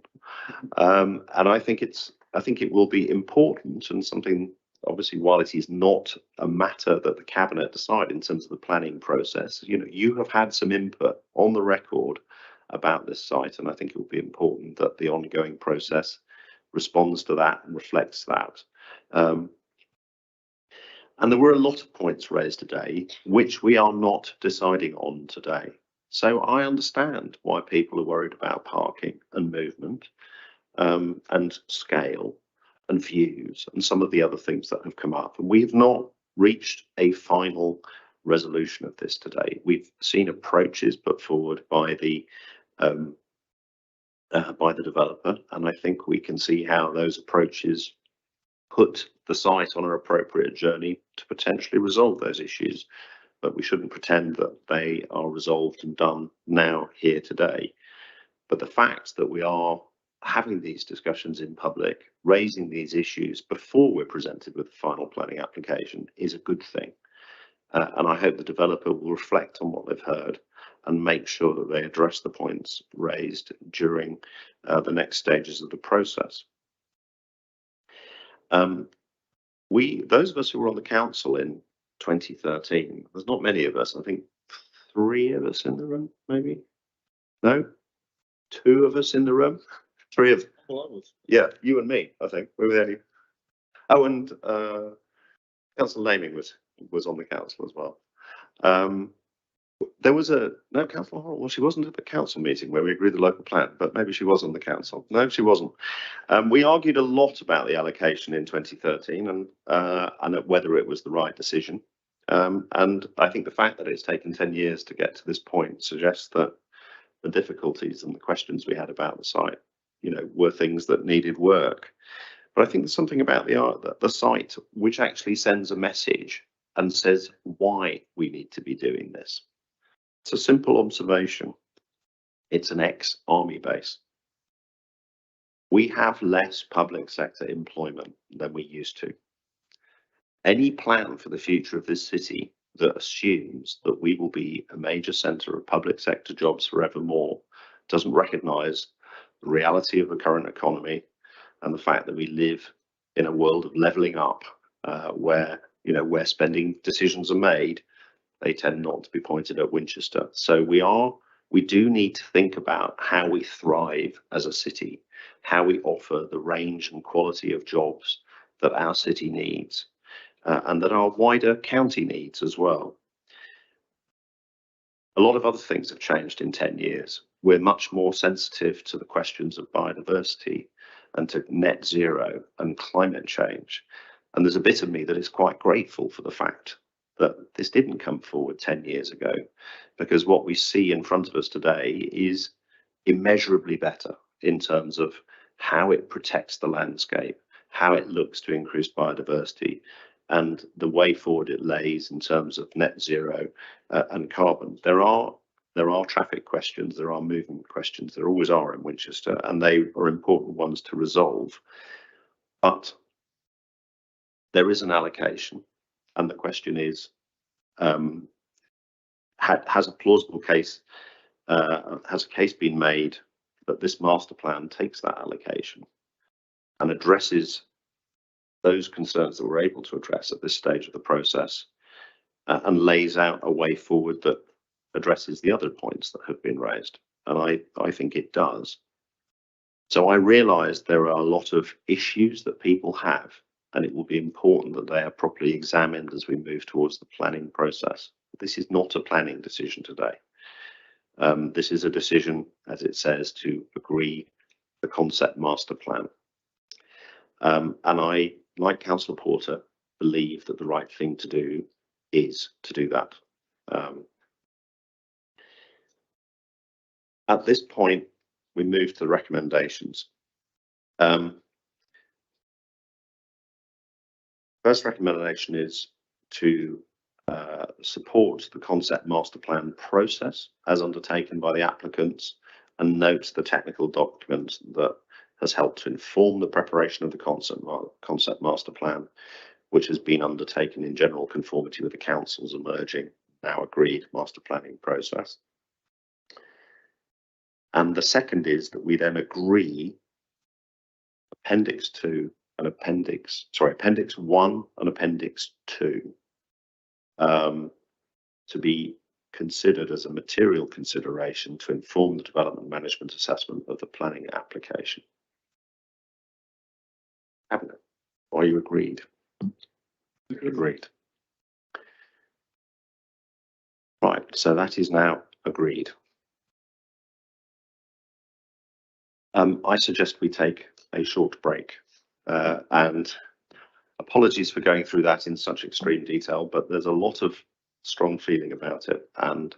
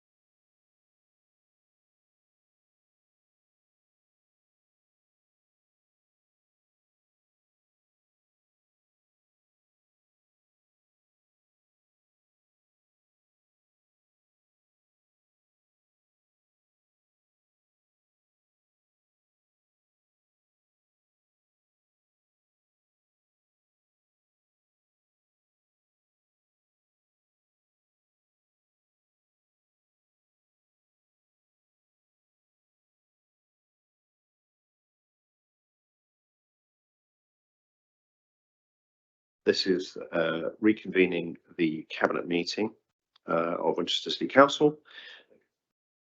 Councillor Becker has had to leave, so we count her apologies for the remainder of the meeting.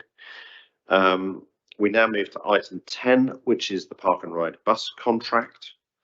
Councillor Lurney isn't here, so I will say a few introductory words.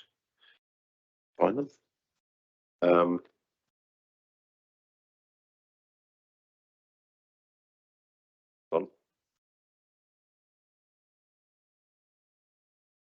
So, colleagues, the Park and Ride contract is coming to an end in April 2024, so it's a time to reprocure it. On many levels, the Park and Ride contract has been a great success. It has been associated with a significant improvement in air quality in particular. The buses that we introduced about 10 years ago are Euro 6 buses, which means they have very low levels of particulates and nitrogen oxide, and every trip currently takes an average of 15.6 cars off the road, which has a dramatic impact on air quality in the centre. But last year, they were also 9% of the council's carbon footprint. So this contract is also asking what it takes to decarbonise those journeys, either via moving from diesel to HVO or to zero emission electric or hydrogen buses. There is a challenge with moving to electrical buses, partly because everybody in the world wants them and they're not being built fast enough. But also the government appears to have eased off on their ZEBRA programme, Zero Emission Bus Regional Area Programme. And there's also long lead time.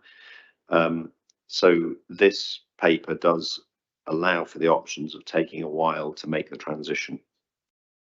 It's a fairly straightforward tender, and it will give us the information we need for our carbon and financial budgeting decisions later this year.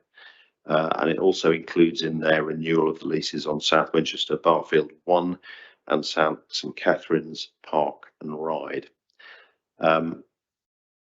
So that's the paper we have in front of us today.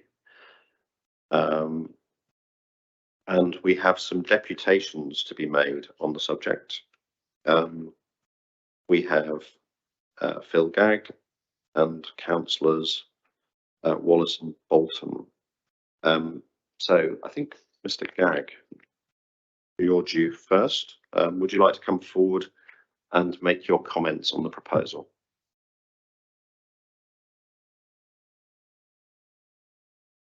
Thank you, Chair. Bit of light relief now after that. Great. Winchester City Council's declaration of climate emergency is referred to vaguely in this report, but the target of reducing the council's own emissions to net zero by 2024 is not mentioned. As the current contract expires in April 2024, it is impossible to understand why this report entertains any options other than zero emissions buses. The only viable option must be battery electric buses, ideally powered by photoelectric cells above the car parks or by other green electricity. And yet, the report considers in detail high emissions options. The council's climate commitment to reduce its own emissions to net zero by 2024 has not been considered seriously in the report. The report looks in some detail at financial implications, but assumes that cost cutting will happen only by resorting to carbon emitting buses. The report includes no analysis of comparative greenhouse gas emissions for the options presented and fails to explore the climate cost of the options it presents. If savings have to be made financially, I hope the council can identify ways of doing this that do not break the council's climate targets. There could be lots of suggestions, but perhaps a starter would be take advantage of the options in the Hampshire Enhanced Bus Partnership to integrate park and ride services into town services, and or increase ridership demand by progressive transfer of car parking in the centre of town to the existing park and ride sites. The low ridership is directly, it could be argued, the result of car parking spaces still available in the centre of town. In any event, it is inequitable that the council continued to subsidise buses serving people able to afford cars and failed to subsidise services that serve everybody. I believe, and Winchester Action on Climate Crisis believes, that the new contract must have net zero emissions at its core, even if the contingencies that the chair mentioned make it a little bit difficult at the moment. Thank you. Thank you, Mr. Gag. And Councillor Wallace.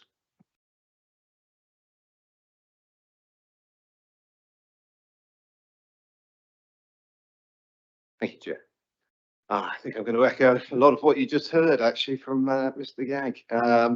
My first reaction when I read this document was wow. How can the council claim to have tackling the climate emergency at the heart of its work when the very first thing it does when it's faced with a problem is to ditch its climate commitments? I've managed business cases much bigger than this for many years, and there are always options. As numbers of car park users have dropped, the business case needs to be updated. We get that. But why? But with any change, there are always options and even opportunities. If there's less demand for parking in the city, then why, for example, aren't plans for station approach development being accelerated? Station approach has been talked about for years, but on-site work is yet to start. If demand for parking across the city has dropped by 40%, then this could give the council the opportunity to start real work on site, or real on-site work at station approach sooner than planned, which would have the added benefit of increasing usage of the remaining car parks. Mr. Gag has also mentioned a couple of other options that could be investigated. So it is disappointing to see this paper and the way it's framed, and I hope that the Cabinet will investigate other options before going down the easy route of slashing climate commitments. Thank you. Thank you very much. Councillor Laming has had to go, so Councillor Bolton.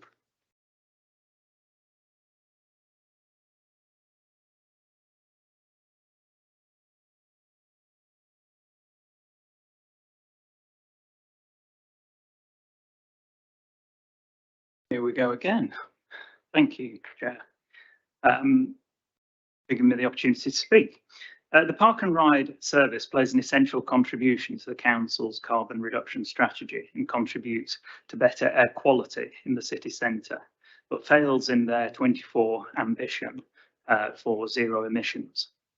Overall, I thought the report outlined a sensible approach, and in particular, I thought it made sense to negotiate, if possible, a break clause with regards to any future Euro 6 contracts in case grant funding becomes available from the centre to finance the move to zero emissions buses.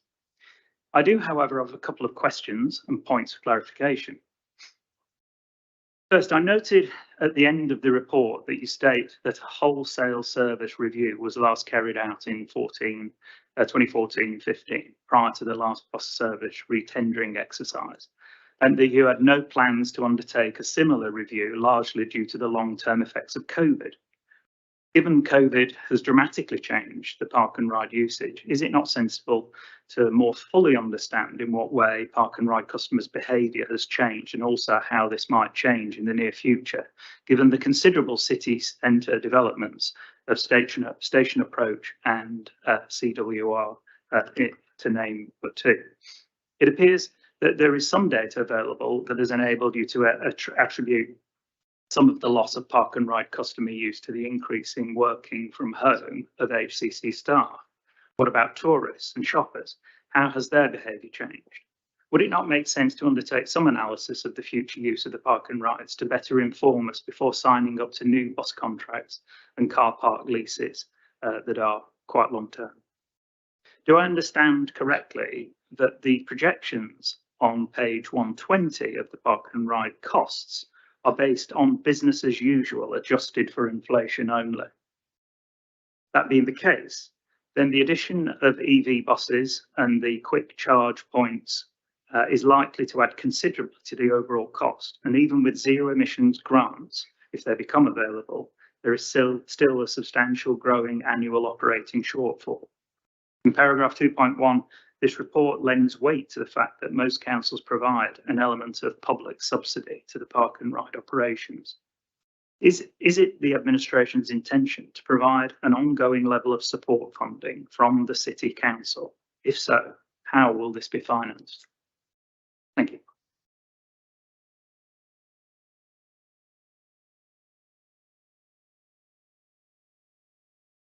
Thank you very much indeed. And I'll just capture, because I had a brief conversation with Councillor Lane before he goes, and there was a particular question there about is there flexibility within the contract that, for example, if Bushfield Camp does go ahead, that, for example, the park and ride bus service would be adjusted to cope with that, even if it was just stopping outside and picking people up. Well, let's look at those questions in turn. The first thing is this council any less committed to its carbon objectives and the centrality of having declared the climate emergency? And the answer is it remains just as committed, which is why in my introduction I talked about the financial plan that we need to see from officers to get to net zero. And obviously investment in doing this will have to be part of any financial plan. There was a discussion about closure of car parking in the centre, and as you know, we have closed Upper Brook Street. We have a plan to close St Peter's, although it's currently held up by the phosphate and nitrate problem, and we have a plan to close Gladstone Street as well. I think the reason why you need an integrated approach to that is if you just close a car park, you effectively decide to spend, for the sake of argument, £200,000 on having an empty car park, which you could spend, for example, on an electric bus. And so we do need to manage the entire process, and just randomly closing car parks without a plan to do something productive with the site may actually mean that we have to slow down decarbonisation plans in order to pay for that. So it's a difficult balance that we need to get right. The point about the enhanced bus partnership. I don't know if there's a question for Mr. Hendy or Mr. Hickman, but what conversations have we had with the County Council about this and how we can use this money that is being spent in order to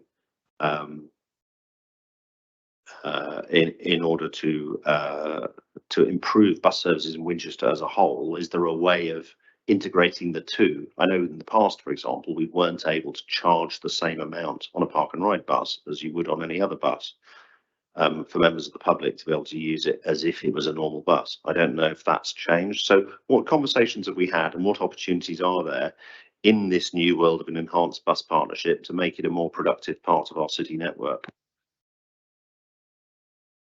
We have been talking to the County Council about this whole process. Obviously, they're very much involved in the Winchester Movement strategy and how the park and ride service fits into that. So they've been involved in this review. And although we haven't done a fundamental review, we have looked at this very closely. We've spoken to the key users of the service in terms of the big businesses, and that's all fed into sort of the conclusions in this report. And in terms of the sort of conventional bus services, people use park and ride because it's, you know, the capacity is there, you know, it's a frequent express service, and therefore using other bus services to pick up the park and ride passengers, we don't believe that can work, not with the numbers that we're dealing with and the capacity that we need. And people make their choices based on certainty and knowing that they can get on the bus, they know how long it will take, they plan their journeys on that basis. So we've had those discussions with the county, and utilising other bus services would be very much of a last resort. But we're going out to the market to test and the prices of these various options. We're not making any decisions here today, apart from to go out to tender And we can bring all this information back once we've got the costs in the autumn. As a clarification point on that, there's also another way of looking at it. So I understand how it's difficult to offer the service quality that somebody using a park and ride would expect with a regular scheduled service. I suppose the other way of turning it around is we currently allow anybody with any kind of bus pass, whether it's a paid for one or one they get because they're an elder person or with a disability or any other reason, to use our park and ride buses effectively free of charge.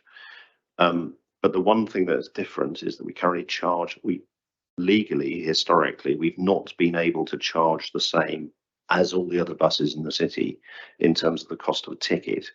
So I just wondered if, for example, we've looked at that in terms of an option of integrating it into the citywide bus ticketing system seamlessly, not changing the route, not changing the frequency, but so it's still a through express bus, but just, you know, if it cost me £1.80 to get a single ticket, well, £2 and whatever it might be, to get a single ticket into the centre from, let's say, Winchester Village, then I can, you know, on one type of bus, it's the same on this type of bus. Yeah, the issue of ticketing and competition rules between different buses is very complicated.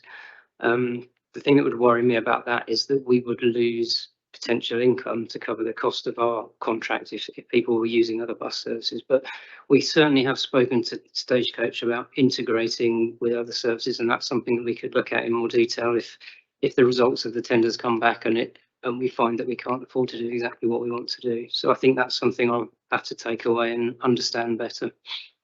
And the other piece of integration, which was slightly triggered by looking at the question that was raised about the hospital running a bus from the station to the South Park and Ride, is whether, for example, I don't know how this would work in the world of procurement, you could have a conversation with Blue Star about honouring park and ride tickets to the South Park and Ride in the evening.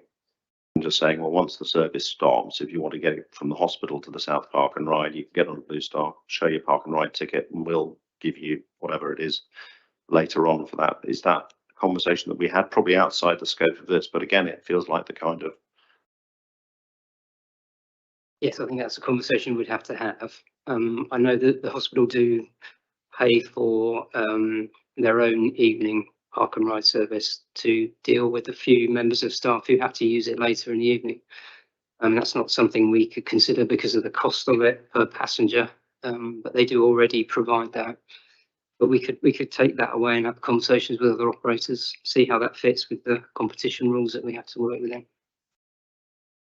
Now, one of the comments that Councillor Bolton made related to funding. Now, my understanding is that this is all ring-fenced within the overall parking budget, and the model has been that if there is a surplus in the centre, it is used to pay for the park and ride, and that is the financial model. You know, so we look at the parking system as a whole. My understanding is the parking system as a whole is not getting any subsidy from the general fund and the taxpayer. I don't know if that's a question for the 151 officer or the director or Mr. Hickman. So am I right in my understanding?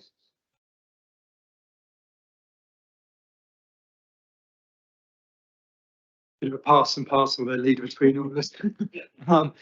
As far, excuse me, as far as I'm aware, there's an overall parking budget, which of course is not subsidised by the general fund. The costs of this are included within that. And that would be our vision. I think that we would expect parking as a system, including the park and ride buses, to pay for itself. And I don't think we would be agreeing anything that went beyond that. Certainly not at this stage.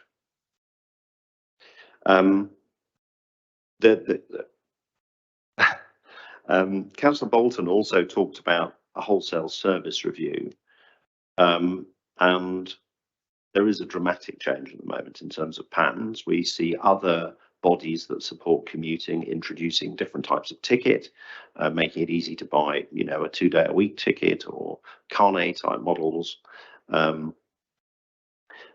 We see park and ride in other cities take a much more proactive approach towards leisure use. So our historic approach to park and ride has always been, you know, the job is to take the large number of people commuting into Winchester and put them on a bus. And if somebody's coming in for another reason, well, the park and ride isn't going to bother too much about that. It'll just concentrate on the employer for both reasons to have a healthy centre, so we don't fill up our city centre with commuters and not have space for people to visit, but also that was just the problem that we were dealing with at the time. So I wonder what work or what plans are being looked at to look at how Park and Ride might take a wider role, might have a bigger role with leisure and other visitors, as we see in Oxford and other places, for example. Yes, we have actually been doing a review of all of this. It's not what I'd call a fundamental root and branch review, but we have used a consultancy to help us do this review, and doing that jointly with the county council as well. And they've identified exactly that issue, that there is potential there to use the off-peak spare capacity, if you like, in the Park and Ride service, potentially for visitors or tourists, or even for people visiting the hospital. So that's something we've got in mind to bring back in the autumn as well, as part with the sort of tender results, to say that this is a potential additional market that we could tap into to help with our income issue that we've got at the moment, because of hybrid working, we're running about 60% below where we were previously with income, which is a considerable issue for the council in terms of its financial position. So we are looking at all of that, and we will bring that all back in the autumn, along with the results of the tendering exercise. So we have all the information to make a decision. Although I would again, thank you for that point. I would again stress the strategic point, which is we look at parking as a total system, and the idea that Park and Ride loses money is meaningless, because it's part of a system that is using city centre revenue consciously and deliberately in order to try and make it more affordable for people to park further out. So I would stress that any paper that doesn't take a whole system approach towards not just Park and Ride, but the wider bus network, will not meet with favour. Okay. I think that's covered all the points that have been raised. Are there any other points that people wish to raise? Councillor Porter. A technical one, perhaps I'm not reading it correctly. Paragraph 11.15 and 11.22. So paragraph 11.15 is the recommendation regarding seats, but the tender is a sort of tougher recommendation. I just wanted to check I'm reading it properly here. So 11.15 describes the recommendations of the 75 seats, but with a minimum of 42 workable seats. The tender is a minimum of 75 passengers in the story. I wonder if that's just the way it's written and I'm reading it wrongly, or if that is intentional. I think it's just the way it's written, but we will double check. I mean, it means the same. It means the same. It should mean the same. Okay. Thank you. Thank you. I suppose this is the question to Mr. Hendy and Ms. Keys. Are we going to be in a position, as we move towards this, to be evaluating this and all the other options that we need to be looking at to get to our net zero targets, to be reflecting the importance of the climate emergency in our decision making? I realise that we are going to be having some difficult conversations about our budgetary position in the next 6 months, but can I just have reassurance that this and everything else and the carbon interventions that are needed are absolutely factored into the heart of our thinking about this? Thank you, Leader. I mean, the timescale proposed in this report, the intention is it provides you the information to take account of any budgetary implications that arise from this. And clearly we will be looking at options, as Mr. Hickman said, to try and mitigate some of those costs to achieve your policy priority aspirations. But the idea is you'll have all the information to be able to build it into the budget setting for the next financial year and onwards. Thank you. And in terms of the structure of the procurement, Councillor Bolton highlighted how it gave us various break clauses and other such things. I mean, if there are practicalities that require us to that just mean we have no other option but to run on for a period with existing buses with or without HVO, I mean, do we have the structure so that if affordable, we can move at pace, even if we aren't able to switch on new electric buses on April 2024? Yes, thank you, Leader. I mean, the report makes it clear that the intention would be in the tendering process to set out a specification that would provide a longer contract if electric buses are reused, because clearly they need a longer period to recoup the costs of those buses, and also the break clause so that if funding does become available, we can trigger that and with the supplier rely on the prices they provide for electricity. Say electric buses safe in the knowledge we have the additional funding if that does become available, for example, government ZEPA scheme. Will we also have understand the financial implications of being able to move to zero emission buses, even if we don't have a successful Zebra bid or whatever it is the government, this or any future government may put in place in terms of providing financial support? That's the intention from the way the tender's structured. So you will have prices in relation to using existing buses running on diesel, prices in relation to switching those to HVO, and prices on zero emission, which could either be hydrogen or electric, and you would compare the three in terms of the prices. And a point which was made in passing, and I don't know if it's written in, but something that it would be helpful to reflect, and can we also see the carbon implications of those three options? Yes, Leader, I know you're aware of the sort of estimated carbon savings that can be generated from the contract, so it will be relatively straightforward for us to, in the autumn, to come back to you and demonstrate the costs and in relation to the carbon saved, if you see what I mean, because clearly each council pound that is spent could generate a different level of carbon reduction. Yeah, and carbon return on investment is something that I want to embed in how we think about everything that we do.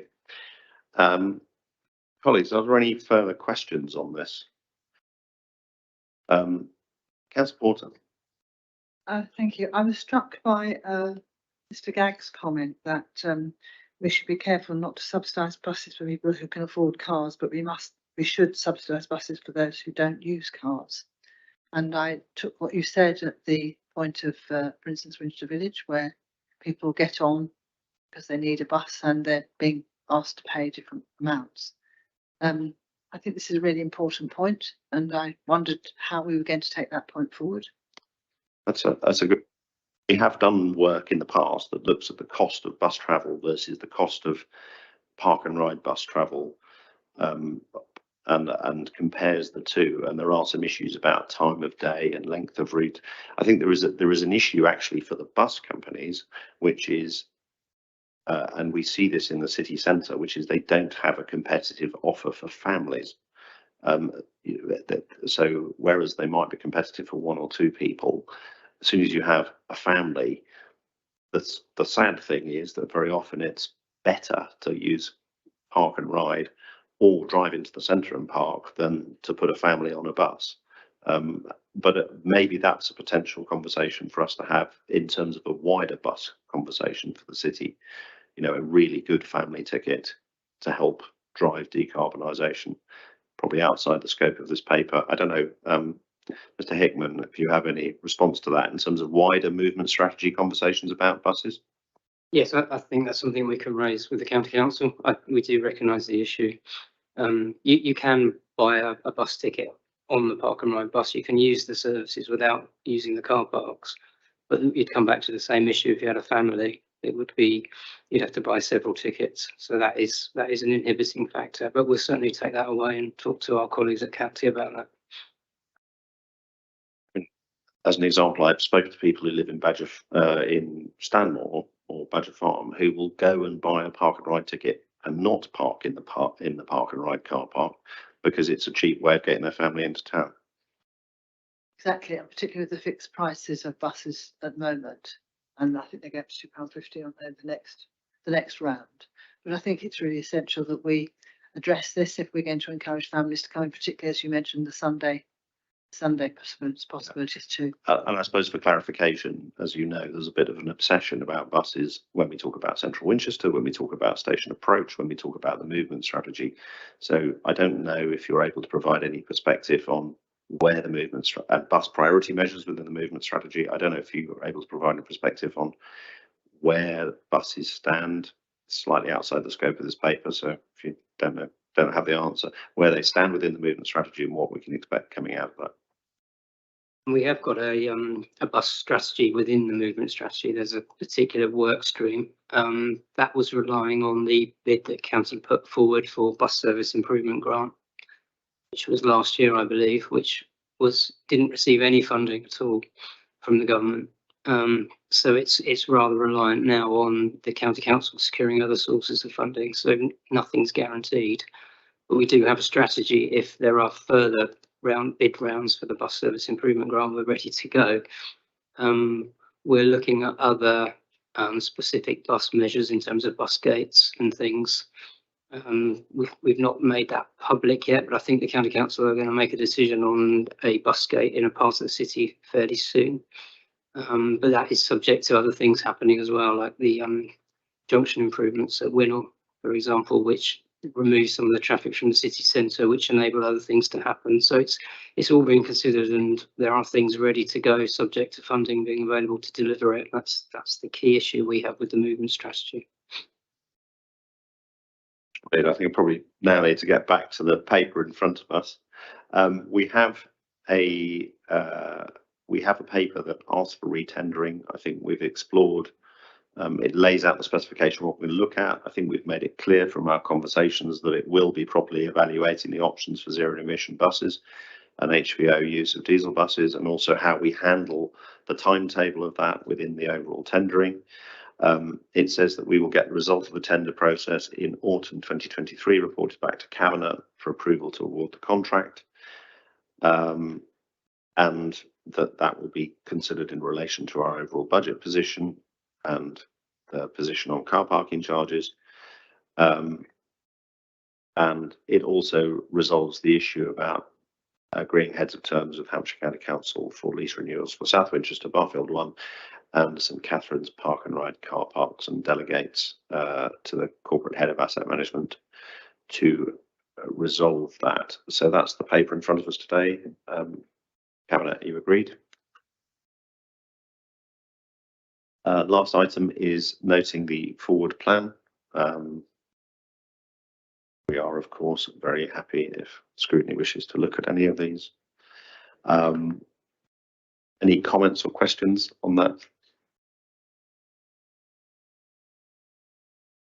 Are we agreed with the forward plan? I think we have therefore reached the end of our agenda. So thank you all very much indeed. Thank you, officers, for what was a long meeting, but I think with the level of public attention merited proper scrutiny of the master plan. The next one's going to be. And I declare the meeting closed.